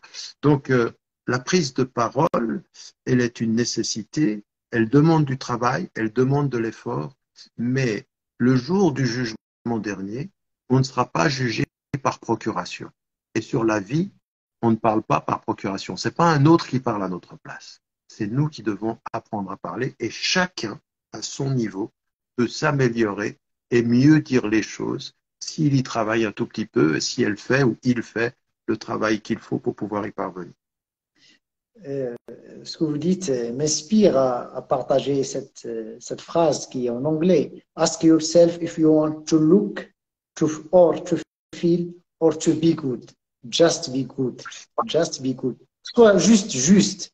Ne cherche pas à apparaître, ne cherche pas à sentir l'arrogance, la fierté de parler, de paraître, mais sois juste. Que ton acte, ton verbe soit juste pour réaliser ton plein potentiel. Mais ne cherche pas le regard, ne cherche pas les apparences, les paillettes, le show, mais cherche à être juste. Comme ça, tu ne seras jamais déçu, tu n'es pas dans l'attente, tu n'as pas besoin de tapis rouge ou de paillettes ou de stage ou d'écran, mais laisse ta lumière rayonner sans chercher avec ego, mais cherche à être juste dans ta parole, dans tes actes, dans ta vie, et tu seras le meilleur dans ce que tu fais.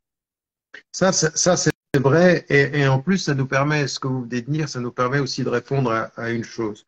Il y en a certains qui ont tellement nourri un complexe par rapport à leur présence sur la terre, et en particulier quand ils sont musulmans et pratiquants, qu'ils se sentent obligés, quand ils arrivent à un endroit, de faire comme si c'était marqué musulman sur leur je suis musulman, et donc ils confondent la visibilité de leur paraître avec la visibilité de leur éthique.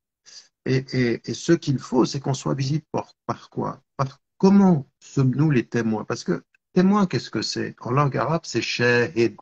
Et qu'est-ce qui nous fait devenir musulmans? Et shahada, c'est-à-dire c'est un témoignage. Et comment est-ce qu'on doit l'être dans la vie quotidienne? Au lieu de systématiquement de dire moi je suis musulman, moi je suis pratiquant, et puis pendant le mois du Ramadan d'aller dire aux gens je bois pas, par exemple, le mois du Ramadan vient. Est-ce que les gens doivent voir que l'on jeûne par le fait qu'on ne boit pas ou qu'on ne mange pas, ou est-ce qu'ils doivent voir qu'on jeûne par notre comportement, notre générosité, le fait que qu'est-ce qui nous est dit pendant le mois du Ramadan? Tiens ta langue. Quand quelqu'un va t'insulter, inni sa'im, je ne vais pas t'insulter. Cette justesse, qui est une justesse et une justice, qui est le bon comportement. À un moment donné, il y a longtemps, il y en a qui ne comprenaient pas ce que je disais. Je leur disais, il faut parler de Dieu sans en parler. Ils disaient, mais tu veux dire quoi? Je dis, mais à un moment donné, ton comportement doit faire toute la différence. Dans la justice, dans la parole de bien, tu dois être généreux dans ce que tu dis, tu dois être généreux dans ce que tu es, tu dois être généreux dans ce que tu es, tu dois rayonner d'une certaine façon, soit un petit rayon de lumière sur la terre, au lieu d'être une pancarte qui dit je suis musulman, soit une lumière qui montre ce que tu es, qui montre ce que tu as envie de devenir. Et c'est comme ça qu'on doit être. Il y en a un parmi nos frères et nos sœurs, quand vient le mois du Ramadan, il commence à s'énerver, puis il dit, mais pourquoi tu t'énerves? Ben, je jeûne. Je dis, non, attendez, maintenant tu vas nous expliquer ton énervement par le fait que tu jeûnes. Tu vas au travail et tu t'énerves sur tout le monde, et puis ouais, ben, moi je jeûne. Ben, ça devrait être le contraire en fait. Tu devrais être plus calme, tu devrais être maîtrisé. Ne nous fais pas subir ton jeûne en t'énervant à chaque 3 mots, ou parce que tu es fatigué. Tu dois te maîtriser. Et ça, Tu c'est dors pas, tu manges trop. voilà, exactement. Tu manges trop, tu arrives en retard au travail, tu travailles mal. Attends, je veux dire, donc le ramadan, c'est le passe-droit à tu Bon, dors pas de trop. café, des cigarettes, l'addiction, tu n'es pas dans l'addiction du sucre, Voilà, tu le fais subir par tes humeurs. voilà, C'est très exactement. intéressant. Et ça devrait être le contraire. Et ça devrait être le contraire. Mais c'est assez révélateur de ce que l'on a aujourd'hui dans notre communauté ou avec ça, c'est un vrai problème que l'on a de ce point de vue. Il faut absolument. Et c'est pour ça que ça revient au début de la discussion. Tout ça, ça veut dire quoi en fait? Ça veut dire que le travail sur soi demande une certaine maîtrise. Cette maîtrise-là, le meilleur cadeau que tu peux faire à un être que tu aimes, c'est maîtriser toutes les émotions négatives qui pourraient te submerger.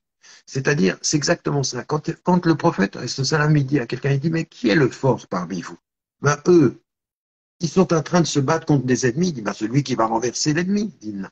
Ben, celui qui se maîtrise. Donc, plus tu te maîtriseras, plus tu vivras ta propre résilience, plus tu seras en accord avec ton être, plus tu seras cadeau pour ceux qui t'entourent. Je veux dire, ta maîtrise, c'est mon cadeau. C'est le cadeau que tu me fais, quand tu te maîtrises. Pendant le ramadan, ben, c'est un travail, c'est un exercice. Et par rapport même à ton épreuve, c'est-à-dire quand tu maîtrises les émotions qui peuvent être négatives, les colères, les ressentiments, la jalousie, la haine, eh bien tout ceci est cadeau pour ceux qui t'entourent. Il n'y a pas de présence rayonnante sans intimité maîtrisée. C'est pas possible. Tu peux pas rayonner. Et ça, c'est toutes les spiritualités qui nous disent, maîtrise-toi et tu m'offriras ton être. Tu te maîtrises pas et tu m'offriras tes défauts. Je veux dire, je verrai tes défauts par ton manque de maîtrise, je verrai tes qualités par la maîtrise que tu as de tes défauts. Exactement. Et Shahid, celui qui regarde, moi, dans mes coachings et mes accompagnements, je dis aux gens, imagine que derrière toi ou devant toi, il y a une caméra qui te regarde 24 heures sur 24. Est-ce que ton comportement va changer ou non? Si vous me dites oui, il va changer, attention mon frère, ma soeur, tu n'es pas sur le droit chemin. C'est-à-dire le regard de l'autre impose un comportement. Ça ne vient pas de vous, ça vient de l'autre. C'est-à-dire que le contrôle, il est dans la main des autres. Il n'est pas dans ta main. Si tu as un travail, si tu as une parole, sois authentique. Authentique en acceptant ses défauts, ses échecs, son processus d'apprentissage et en acceptant qu'on est sur le growth mindset, un état d'esprit de croissance. On est en train d'apprendre. On n'est pas des melaïkas, on n'est pas des anges sur terre, mais on est des humains. On est là, on fait des fautes, on apprend. L'essentiel, on ne répète pas la même faute. Parce que si on la répète, c'est prémédité. Et là, c'est pas naturel. C'est-à-dire, c'est voulu. Il n'y a pas juste une erreur. L'erreur est humaine. La répétition de l'erreur, il est diabolique. C'est-à-dire que tu as voulu la faire. Mais en tout cas, même si on le fait, on est en train de s'améliorer. On a le caméra, on a le shahid pour améliorer notre existence et pour être en paix avec nous. True self, false self, Donald Winnicott qui parlait de ça. La fausse personnalité, la vraie personnalité. S'il y a un alignement entre les deux, c'est la sérénité et la paix. J'aimerais bien entendre votre avis. C'est vrai, oui, ça c'est encore une fois, ce que vous dites est totalement vrai. La nuance que j'apporterai, mais je pense qu'on est d'accord là-dessus, c'est que ce que vous dites, c'est un idéal. C'est ce vers quoi on doit tendre. Parce que la vie quotidienne, moi je vais vous dire une chose. À des moments donnés, j'ai pu commettre des fautes dans ma vie, comme n'importe quel être humain. N'importe quel humain. Voilà, on a tous commis des fautes. Le problème, c'est que au moment où on le réalise, on se dit c'est fini, je ne vais pas le faire. Et il se trouve que parfois, on retombe dedans. C'est-à-dire que, et là, c'est pas que forcément on est diabolique. Ça peut arriver que en conscience. Mais quand on est sincère et qu'on refait la même faute, notre sincérité, elle doit être mariée à ce sentiment qu'on est vulnérable. C'est-à-dire qu'on peut, au moment où on réalise qu'on a fait une faute, se dire je n'y reviendrai plus, et pourtant la vie est telle et notre fragilité est telle qu'on peut y revenir. C'est pas qu'on est le mal, c'est juste qu'on est un être humain. Et que entre nous et nous, à un moment donné, c'est pour ça qu'il faut savoir, il faut toujours se souvenir que quand, par exemple, dans la tradition chrétienne, il est dit que Dieu est amour, c'est-à-dire qu'il est proche du cœur. Et quand vous avez dans la tradition musulmane, Inna Allah yahulu bayna al-mar'i wa... Voilà, exactement. Et en plus encore, Inna Allah yahulu bayna al-mar'i wa qalbi, c'est-à-dire que Dieu travaille entre l'homme et son cœur, c'est-à-dire qu'il est à l'intérieur de nous-mêmes. Et à un moment donné, quand on revient à nous-mêmes, on reconnaît notre vulnérabilité, elle n'est pas une justification à la faute. Elle est simplement le fait que si on se laisse aller à sa vulnérabilité, on tombera forcément. Et donc, de ce point de vue, il faut placer ce souvenir et il faut le placer entre nous et notre propre être pour justement ne pas y revenir. Et puis, la deuxième des choses que vous avez mise en évidence, et qui est vrai, c'est que si on avait une caméra constamment sur nous-mêmes, effectivement que dans l'idéal, évidemment, on ne serait pas les mêmes. Il se trouve qu'en fait, notre caméra, elle est notre caméra intérieure, c'est-à-dire qu'on a, la photographie de notre cœur. Et là aussi, il faut reconnaître une chose, c'est que nous sommes tous faibles. Exactement. C'est-à-dire nous sommes des êtres humains faibles. Et que notre faiblesse, c'est pas de passer notre temps à nous plaindre de notre faiblesse ou à justifier nos fautes par notre faiblesse. C'est simplement de reconnaître que nous ne sommes pas toujours au plus haut niveau. C'est un compagnon du prophète, Andara, qui va vers Abu Bakr et qui lui dit, mais quand je suis avec le prophète, c'est comme si je voyais le paradis et l'enfer, mais quand je rentre chez moi, j'oublie tout. Et il lui dit, mais c'est normal, t'es pas un ange, on n'est pas des malaïkas, on est juste des êtres humains. Ça attend pas ça, hein. Il y a une heure pour ci et une heure pour ça. Donc tu seras pas toujours au plus haut niveau, tu seras pas toujours. Et donc, comme on n'est pas toujours au même niveau, ben, on n'a pas toujours la caméra. À tel point d'ailleurs que le prophète, il nous dit, alayhi salam, que quand on fait le mal, c'est comme si à ce moment-là, on n'était pas croyant. Pourquoi? Parce que c'est comme si on pensait qu'il n'y avait pas de caméra.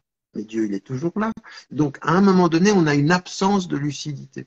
Ça, tout ce qu'on vient de dire là, tout ce qu'on vient de dire là, et vous et moi, et tous ceux qui nous écoutent, Oui. ils savent que ça leur est arrivé. Pourquoi ça nous est arrivé à tous? Parce qu'on est tous des êtres humains. Parce qu'on a tous nos fragilités, parce qu'on a tous nos faiblesses, parce qu'on a tous nos vulnérabilités. Et par où commence le chemin qui nous amène à la lumière? Par le reconnaître, avec beaucoup d'humilité, en disant, ben, moi je fais que ce que je peux, j'essaye, et je sais que je vais tomber, je vais devoir me relever, et donc il faut que je travaille. C'est cette reconnaissance. La première force de l'homme, c'est la reconnaissance de sa faiblesse. Parce que tant qu'on n'a pas reconnu notre faiblesse, on ne peut pas aller vers la force, on ne veut pas aller vers la résilience dont on parlait. La lucidité quant à mes fragilités, et encore une fois, les fragilités, c'est vrai que c'est des faiblesses, mais les fragilités, c'est quelque chose d'extraordinaire aussi. Les fragilités, c'est extraordinaire. Quand on a son enfant, sa fille ou son bébé, quand on voit un être humain et qui nous touche émotionnellement, il nous touche vers nos fragilités. Et c'est extraordinaire, c'est-à-dire quand on est touché par le bien, notre fragilité nous élève, mais quand on est touché par le mal, notre fragilité nous enterre parfois. Donc, il se peut que l'une de nos principales qualités se retourne et devient un défaut. Tout est une question de travail sur soi et de reconnaissance de soi. Ce qui est D'acceptation de soi et des autres, d'acceptation de soi, de ses vulnérabilités, de ses échecs, de ses succès et de l'autre aussi. Tout à fait, exactement, parce qu'en fait, ce que vous voulez dire est important, il faut le dire comme ça. Et il faut même le conditionner. C'est-à-dire, plus on fera ce travail sur soi, de reconnaissance de ses propres vulnérabilités, plus on sera empathique, plus on sera ouvert. C'est-à-dire que je vais être très clair. Je vais être très clair. Quand j'étais jeune, jeune enseignant, moi j'ai commencé à enseigner, j'avais 18 ans. Et tout de suite, quand j'ai commencé à enseigner, les responsables de l'école où j'étais, à l'époque c'était un collège puis un lycée, c'est plus tard que je suis allé à l'université, mais on me donnait les cas les plus désespérés. Il y en avait un qui était dans la drogue, l'autre qui avait mis le feu à son école, l'autre qui avait tabassé un professeur. On me donnait les cas des élèves où on se dit, ben, le seul qui arrivera, ou un de ceux qui arrivera à leur parler, c'est Tariq Ramadan, faut lui donner les élèves difficiles.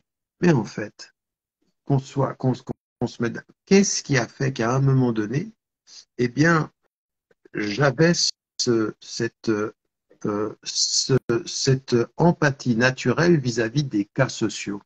Mais parce que ce que je voyais en eux, en m'analysant moi, dans mes souffrances, dans mes vulnérabilités, c'est mon histoire. Votre expérience des traumas. Exactement. Et mon histoire qui m'a fait comprendre la leur, qu'à un moment donné, et quand j'ai commencé à parler aux Français de confession musulmane, aux Européens de confession musulmane, pourquoi ils entendent, pourquoi ils écoutaient?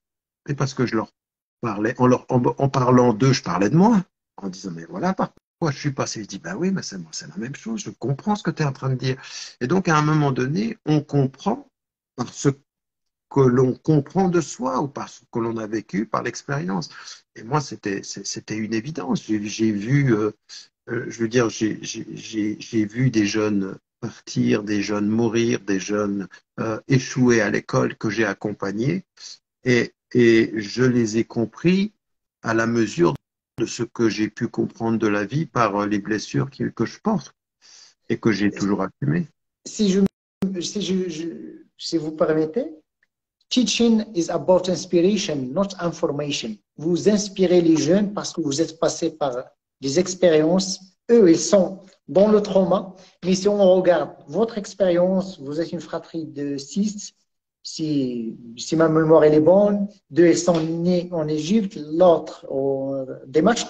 Et vous et votre sœur, je pense, à Genève. Mon frère Hani. Euh, Mon frère Hani. Ma sœur, elle est née à Damas. Et là, vous inspirez les jeunes à dépasser les obstacles, à dépasser leurs souffrances. Quand ils vous regardent, vous êtes inspirants et non pas juste de l'information. Et on a besoin des gens inspirants. C'est vrai. C'est-à-dire, enseigner, c'est pas simplement transmettre du savoir, c'est partager des expériences. Et à partir des expériences, à partir de son vécu, et aussi d'être dans la compréhension, dans l'empathie, dans le partage. Et c'est pour ça que les meilleurs enseignants n'enseignent pas et ne transmettent pas ce qu'ils savent, mais transmettent aussi et partagent ce qu'ils sont. Partagent ce qu'ils sont. Pas transmettre ce qu'ils sont, partager. C'est-à-dire qu'à un moment donné, je suis ce que je suis, mais je suis dans le partage. C'est ça qui est tout à fait étonnant, c'est-à-dire qu'il y a un rapport d'enseignant et d'enseigné, donc il y a un rapport de dominant-dominé au sens qu'il y a un enseignant et un enseigné, mais dans l'expérience humaine, il y a un partage, il y a un rapport d'égalité, de similarité. Et quand on est dans ce rapport-là, l'enseigné, c'est-à-dire l'élève, il acquiert non pas simplement le respect du savoir, mais l'amour de l'être. Les meilleurs enseignants enseignent avec amour ce qu'ils savent, parce qu'ils aiment ceux à qui ils enseignent, et les élèves reçoivent mieux ce que l'enseignant sait, parce qu'ils aiment qui il est. On est dans un double rapport. C'est toujours comme ceci. On apprend toujours mieux de ce que l'on aime. Toujours. Toujours parce qu'il y a une dimension affective. Et ce que je suis en train de vous dire ici, ce sont des révélations qui viennent des 20 dernières années en neurosciences. C'est-à-dire le rapport entre le lien du cortex et de tout ce qui est le centre de l'affectivité.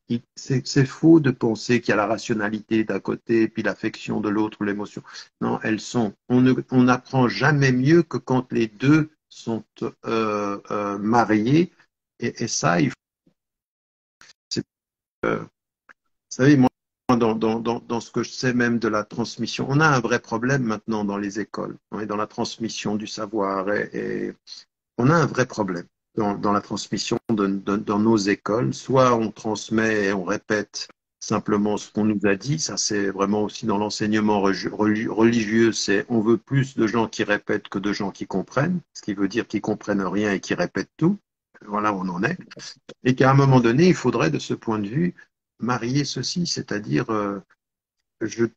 j'enseigne parce que je t'aime et que cet amour, c'est ce qui va te faire comprendre que tu enseignes. Je veux dire, mais regardez tous ceux qui ont accompagné les messagers.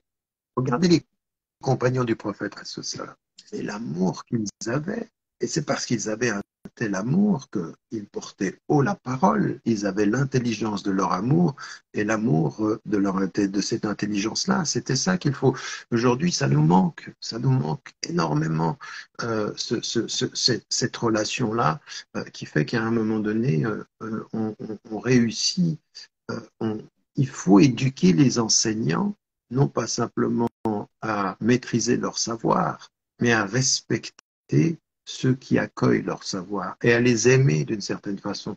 Il y a un amour ici qui est essentiel et qui, encore une fois, je veux dire, à un moment donné, vous savez, moi j'ai écrit des livres avec mes élèves, à l'époque, quand j'étais au lycée, j'ai écrit 3 livres. Il y avait un premier livre qui était sur les personnes âgées, qui s'appelait Le sablier fondu, avec les élèves qui avaient échoué à l'école, qui s'appelait En rouge dans la marge. Et puis, avec ceux qui venaient des diverses régions du monde, et il s'appelait Un point commun, la différence. Et un jour, le maire de Genève, qui avait financé le premier projet, il vient vers moi, il me dit, mais Harry, comment est-ce que vous avez réussi à faire sortir d'eux toute cette énergie, cette envie de pouvoir s'exprimer? Comment vous avez fait ça? Je le regarde, je souris, je lui dis, je leur ai juste donné la possibilité de le faire. En d'autres termes, parfois, on ne permet pas à nos élèves de s'épanouir parce que nous les empêchons c'est-à-dire que le cadre que nous leur donnons, il n'est pas le bon. C'est-à-dire, évidemment que si vous passez votre temps à dire à un élève ou même à un musulman, tu sais quoi, le plus important, c'est la compréhension intellectuelle et c'est le rêve, c'est-à-dire tu dois comprendre par cœur.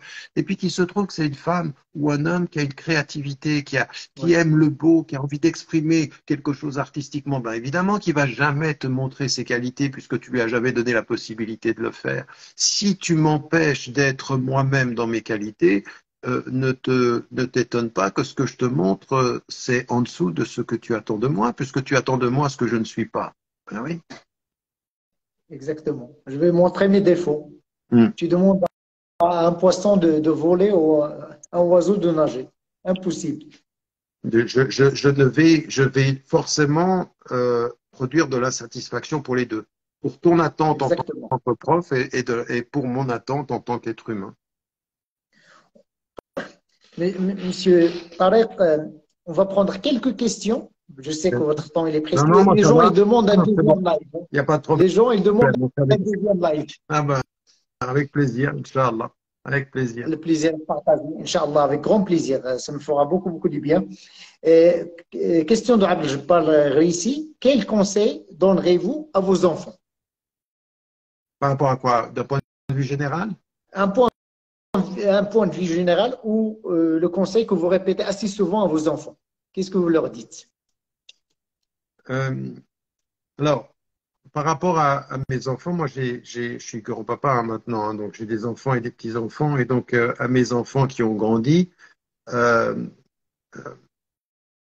moi, j'ai essayé de faire en sorte, pendant toutes les premières années, d'être très, très, très proche de leur enseignement et de leur formation religieuse, le Coran, les traditions du prophète et des choses comme ceci. Par rapport à leur vie, d'abord, j'ai pas toujours, j'ai pas toujours été le meilleur des pères, au sens où j'ai essayé de transmettre parfois du savoir. Et vous voyez, tout ce que je viens de vous dire, à des moments donnés, on apprend.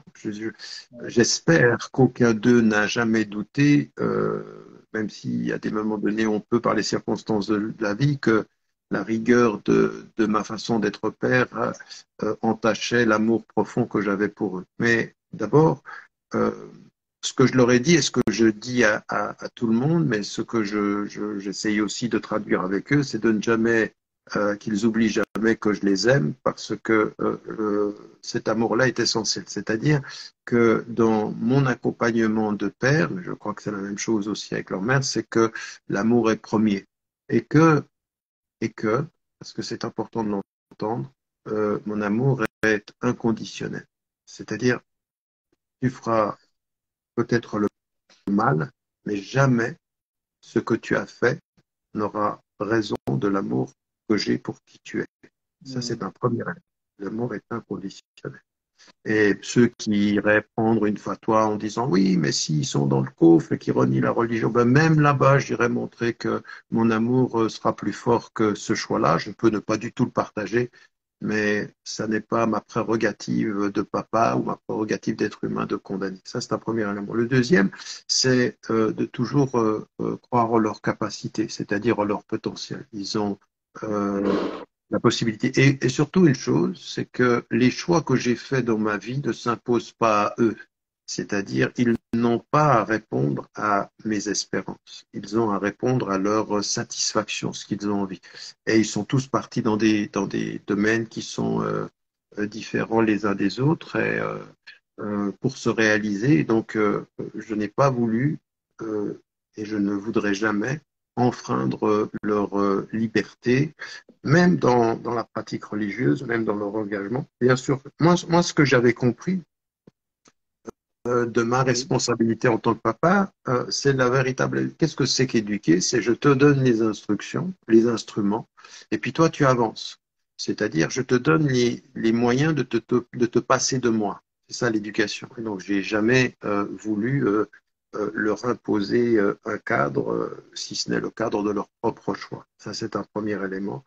Et puis, la dernière des choses, qui a été un conseil et qui sera toujours, c'est ne jamais tolérer l'intolérable. C'est-à-dire que s'il y a une chose que j'ai voulu enseigner à mes enfants, c'est ne vous taisez pas devant l'intolérable, n'acceptez pas l'injuste, soyez, parce qu'on a dit, ce que vous disiez tout à l'heure, au bout du compte, soyez des êtres de justice, de foi et de justice. Voilà. Donc, est-ce que j'ai réussi? Vous savez, pendant des années, tout à l'heure, on parlait de la famille. Pendant des années, on disait oui, c'est le petit-fils de, c'est le petit-fils de. Et je répétais tout le temps quand je prenais la parole, je dis non, mais attendez, arrêtez de dire que je suis le petit-fils de, parce qu'être le petit-fils de, c'est pas avoir de mérite. Moi, j'ai rien fait. J'ai juste, il se trouve que génétiquement, je suis le petit-fils de. Vous pourrez me juger en tant que personne quand vous verrez mes enfants. Et ce dont aujourd'hui je peux dire au gré de l'épreuve que je viens de vivre et au gré de tout ce que j'ai vu, c'est que je remercie Dieu de m'avoir donné la possibilité de voir dans mes enfants le fait que sur le fond, je ne me suis pas trompé. Et donc, voilà. Je le remercie pour ça et je leur souhaite à eux, à eux comme mes enfants et à mes petits-enfants, le meilleur. Mais la chose qui me rendrait le plus triste, c'est qu'ils voient l'inhumain et l'injuste et qu'ils se taisent et que dans leur route, ils ne trouvent pas à des moments donnés cette paix intérieure qu'ils chérissent. Donc je leur souhaite la paix et la résistance. Excellent. Belle parole, hein, ça m'inspire. Moi, je dirais à mes enfants, et je le dis assez souvent, il ne faut rien craindre, il ne faut rien regretter. On est là, on est en train de jouer des rôles, joue ton meilleur rôle, sois là. Ne laisse pas beaucoup de choses t'affecter à l'intérieur, joue ton rôle, joue ton meilleur jeu possible pour ne rien regretter et fais de ton mieux. Juste fais de ton mieux et sois juste. Je prends deux questions et on peut passer 3 heures ou 4 heures, mais je sais que votre temps est précieux et j'aimerais bien que vous nous promettez qu'on fera un deuxième live ou un troisième pendant le mois de Ramadan après Tarawih, Inch'Allah. Inch'Allah, avec plaisir, à votre disposition. Je serai là, je serai au rendez-vous, Inch'Allah. Il y a une question, comment rester positif dans les moments difficiles? D'abord, moi, j'invite ceux qui nous posent des questions au principe de réalité et de réalisme. Qu'est-ce que c'est que le principe de réalité et de réalisme? Le principe de réalité et de réalisme, c'est que on a des moments donnés dans sa vie, des choses qui sont des difficultés, des peines, des épreuves et des moments négatifs. Exactement. Il faut les regarder avec lucidité. Donc, le principe de réalité, c'est la lucidité, c'est de voir ce qui est. Le principe du réalisme, c'est que par rapport à cette situation, la difficulté, elle pourrait nous amener effectivement à nourrir des sentiments négatifs. Et il y a des personnes qui sont comme ça. Quand ils voient le problème, ce qui reste d'abord, ce par quoi ils s'imprègnent, c'est la dimension négative ou la dimension de la difficulté ou qui immédiatement imaginent le pire. Ça peut arriver, ça peut être même normal dans l'attitude de certaines personnes. Mais pour devenir positif dans ces moments-là, on ne peut pas y arriver si on ne fait pas un pas en arrière et puis qu'on revient à l'intérieur. Et c'est ce qu'on disait tout à l'heure. C'est-à-dire se poser la question. Cette épreuve ou cette douleur ou cette souffrance, qu'est-ce qu'elle quel impact, qu'est-ce qu'elle veut dire pour moi? Comment est-ce que qu'est-ce que le sens je peux lui donner? En d'autres termes, comment de ce négatif je peux tirer un sens positif pour ma vie? Donc, et ça ne peut être que par l'introspection. C'est à un moment donné où on se pose et qu'on commence à regarder ce qui nous vient et puis qu'on se pose la question. Et puis à partir de là, quand on peut lui donner un sens, ça peut vouloir dire que, voilà, je veux dire, j'ai perdu mon papa ou ma maman. Ou là, par exemple, j'ai un frère à qui je fais des invocations, Mohamed Iqbal, qui est parti et son frère a vu partir son frère. On se dit, mais cette séparation qui part, celui qui part, quand on a perdu quelqu'un de proche, quand on s'est séparé dans un couple, quand les enfants, quelque chose qu'est-ce que ça veut dire pour moi? Quand je viens d'échouer, quand je viens de perdre mon travail, quelle que soit l'épreuve, faire ce pas en arrière en se disant, mais quel sens ça va avoir pour moi et qu'est-ce que je peux en tirer? Et quand on est croyant, de se dire, mais qu'est-ce que Dieu me dit dans ce qu'il me fait vivre? Qu'est-ce qu'il me dit? Et à partir de ce dialogue qu'on a avec soi-même et avec Dieu, eh bien, dessiner le chemin qui va nous permettre, étape après étape, de reprendre le dessus. On ne reprend pas le dessus immédiatement, c'est là où il faut être patient. Et donc, rester positif, c'est toujours donner du sens au négatif. Rester positif, c'est toujours donner une voix nouvelle à ce qui nous atteint. C'est à un moment donné aussi se conditionner mentalement. Vous savez, c'est comme quelqu'un, il fait un accident, il sort de la voiture et il regarde sa voiture et les démolit. Il y a deux solutions. Soit tu regardes ta voiture démolie et tu dis, ils ont démoli ta voiture, soit tu changes de regard, tu te regardes toi, tu dis, hey, moi je suis en vie. C'est comme matériel.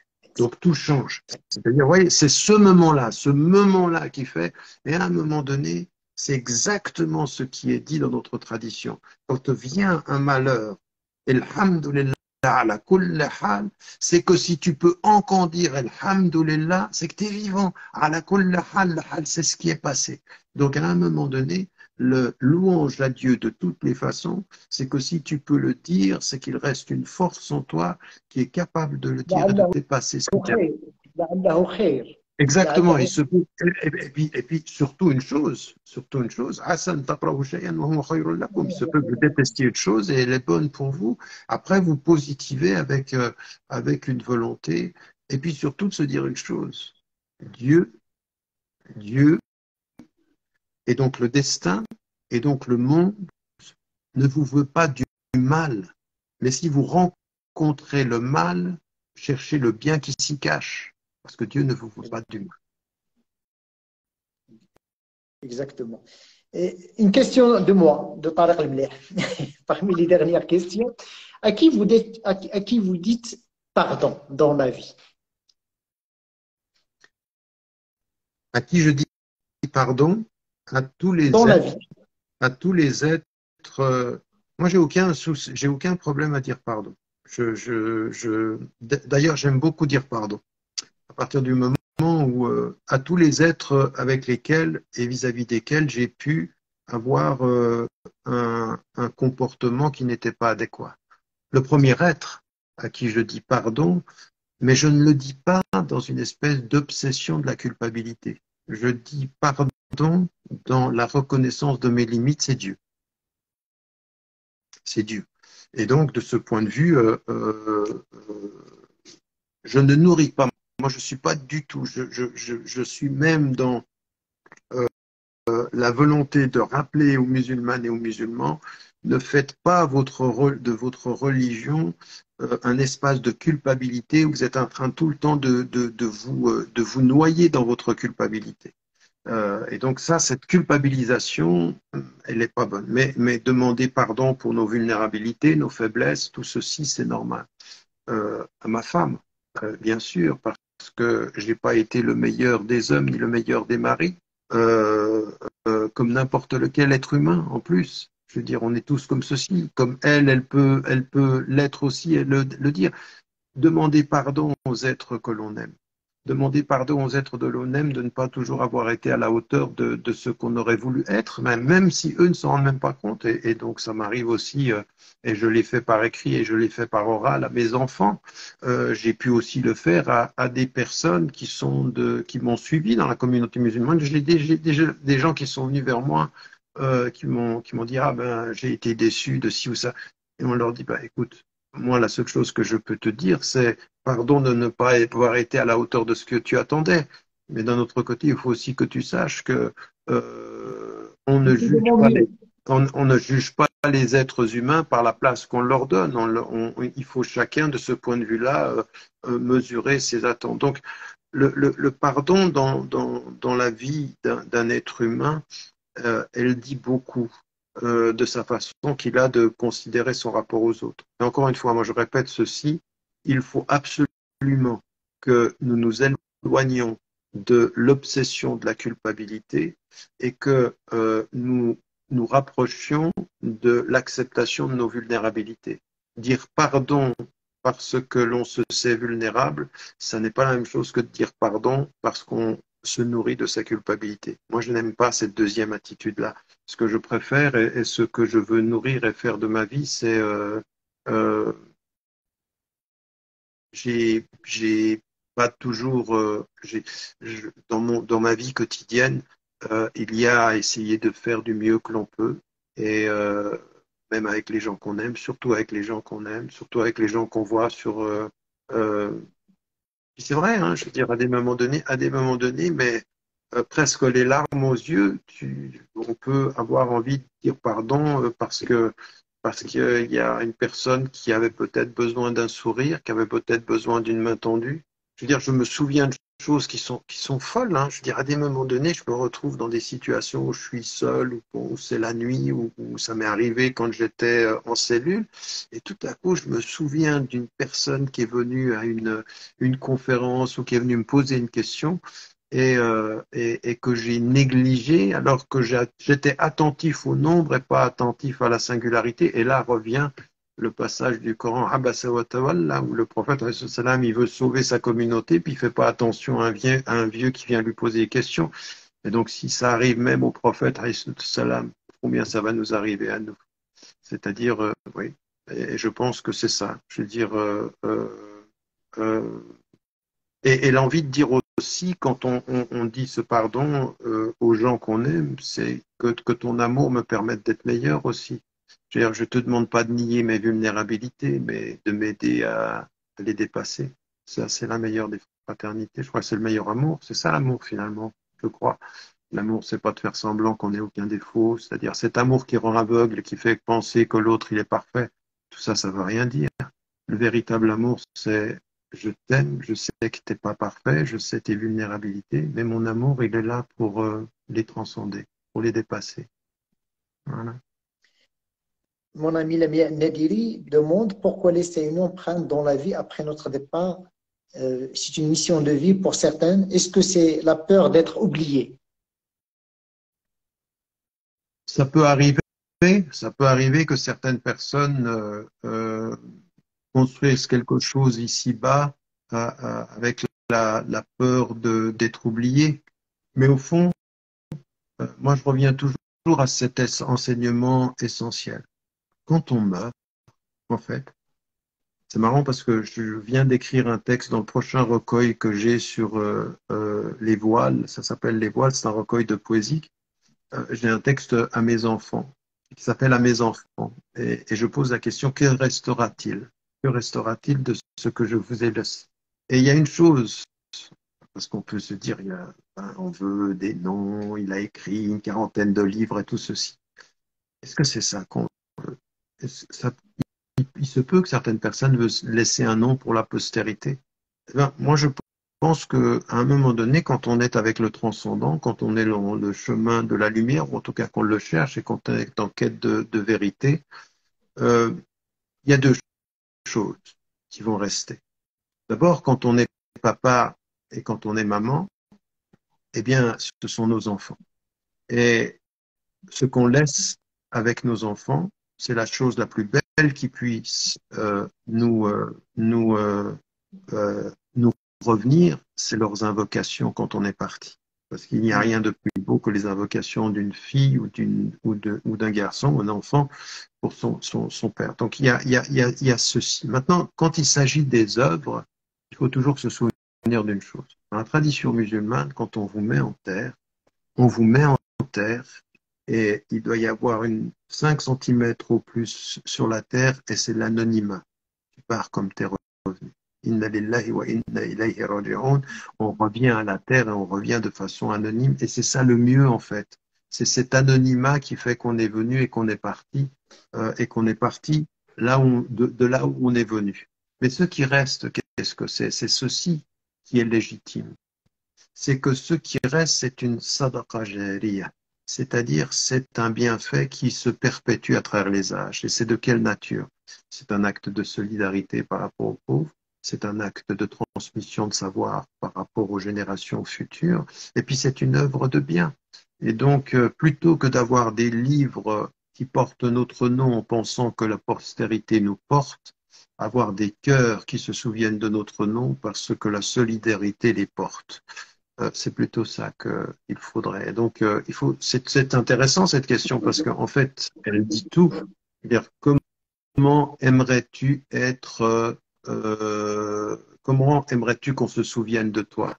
La réponse que quelqu'un dira à cette question dira tout de lui.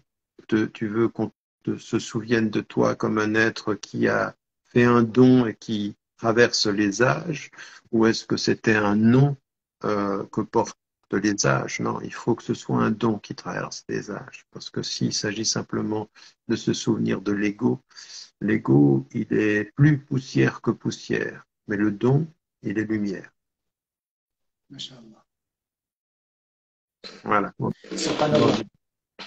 Tout à l'heure, je vous ai demandé à qui vous dites pardon. Maintenant, à qui vous dites merci. Et moi, je vous dis merci pour le partage, pour cet agréable moment passé ensemble, cet échange. Mais vous, à qui vous dites merci? Ben, pareil, parce que vous avez le même prénom que moi. D'abord, moi, c'est à moi de vous dire merci. Et il faut se souvenir aussi de, de cette parole prophétique qui dit La yashkurullah man la yashkurun nas. Il ne remercie pas Dieu celui qui ne remercie pas les gens. J'essaye dans ma vie d'atteindre cet idéal dans le don, de ne jamais attendre de merci. La nuridu minkum jaza'an wala shukur. Ça, on attend de vous ni récompense ni merci. Mais pour ce qui me concerne, c'est-à-dire vous venez à moi et vous me proposez cet entretien-là, et qui est un entretien d'humanité et de fraternité. Moi, je ne vous connaissais pas auparavant et je ne peux que vous dire merci. Moi, je passe mon temps à dire merci aux gens. Je dis beaucoup merci.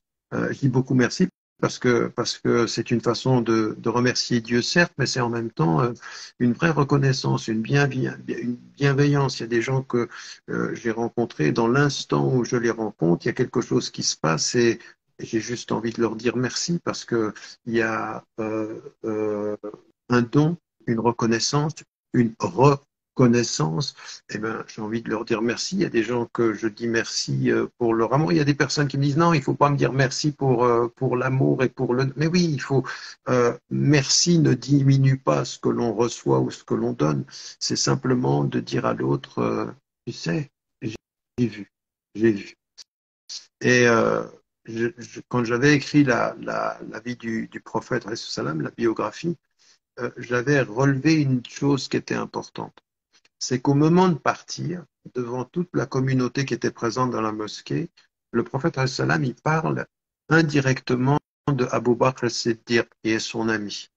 Et il lui restitue une dette d'amour en disant, Dieu m'a demandé si je voulais rester avec mon ami ou aller à lui, j'ai décidé d'aller vers lui, mais il lui restitue en disant, mais tu es celui que j'aime. Et en disant ceci, il est en train de lui dire merci. Donc, revenir à ce qui nous est enseigné, Luqman, dans le Coran, dit à son fils, Anishkurillah, remercie Dieu. Pour remercier Dieu, parce que, effectivement, tu peux passer ta vie à regarder ce que tu n'as pas, et Dieu il te dit, mais si seulement tu étais suffisamment ouvert et avais le cœur suffisamment ouvert pour te souvenir de tout ce que je t'ai donné, eh bien remercie. Et puis ensuite, regarde ton père. Et moi, je remercie beaucoup mon père, je remercie beaucoup ma mère.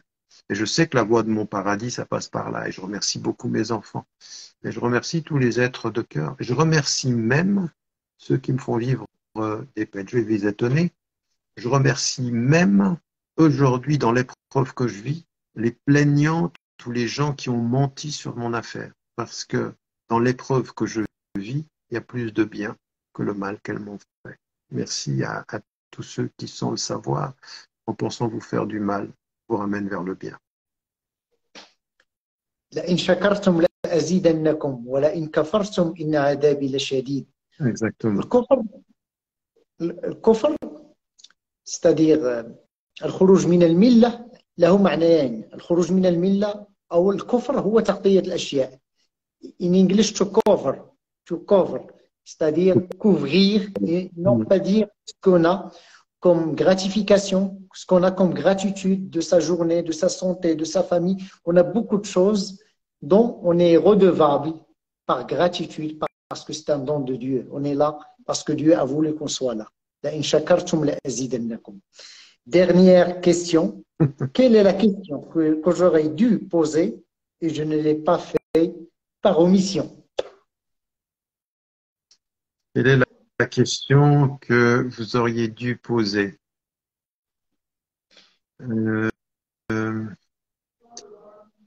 Je ne vois pas quelle est la question que vous auriez dû poser. Je pense qu'on a couvert pas mal de choses, bien que dans chaque sujet qu'on a abordé, on aurait pu chaque fois aller plus loin, mais comme on a couvert, c'est la première fois, donc on a couvert. Euh, euh, Peut-être simplement, est-ce que j'ai trouvé la paix? Et moi, je vous ai répondu, je suis en route. Voilà. Je vous aurais répondu, je suis en route. Parce que et l'islam ou la notion de salam, c'est la paix. C'est la valeur la plus haute qu'il y a dans notre tradition, psychologiquement, socialement, humainement. Pardon. Et si vous m'aviez posé cette question-là, je vous aurais répondu ça. Mais je suis même pas sûr que ce soit une question que vous auriez dû me poser. Finalement, la question que vous auriez dû me poser et que vous ne m'avez pas posée, il n'y a qu'une seule personne qui la sait, et c'est vous. C'est pas mal, hein? Je vous C'est remercie. habile, hein? Je n'ai pas eu, hein? Merci beaucoup. Souhaitons prochainement, dans 15 jours, pendant Ramadan, ou dans 3 semaines, selon votre agenda, on pourra faire un autre live sur l'estime de soi, la confiance en soi et l'être musulman dans le mois de Ramadan, si vous permettez bien, Avec si plaisir. votre agenda le permet. Avec plaisir. Et ça me fera Inch'Allah. grand plaisir de vous accueillir. Et je vais garder ce live enregistré pour les gens qui n'ont pas pu le regarder. Et je vais le partager avec vous, je vais vous taguer. Et un dernier mot, Monsieur Tariq Ramadan. Ben, mon dernier mot, c'est le dernier mot de tous les derniers mots que j'ai eus depuis plus de 40 ans. À toutes les sœurs et à tous les frères, à tous les êtres humains qui nous écoutent, n'oubliez pas de dire à ceux que vous aimez que vous les aimez. La vie est fragile. Merci beaucoup. Assalamu alaikum wa rahmatullahi wa Wa alaykum barakatuh. assalam wa rahmatullah. Bonne nuit. Bon Ramadan. Salam alaikum. Pareillement. Wa alaykum assalam.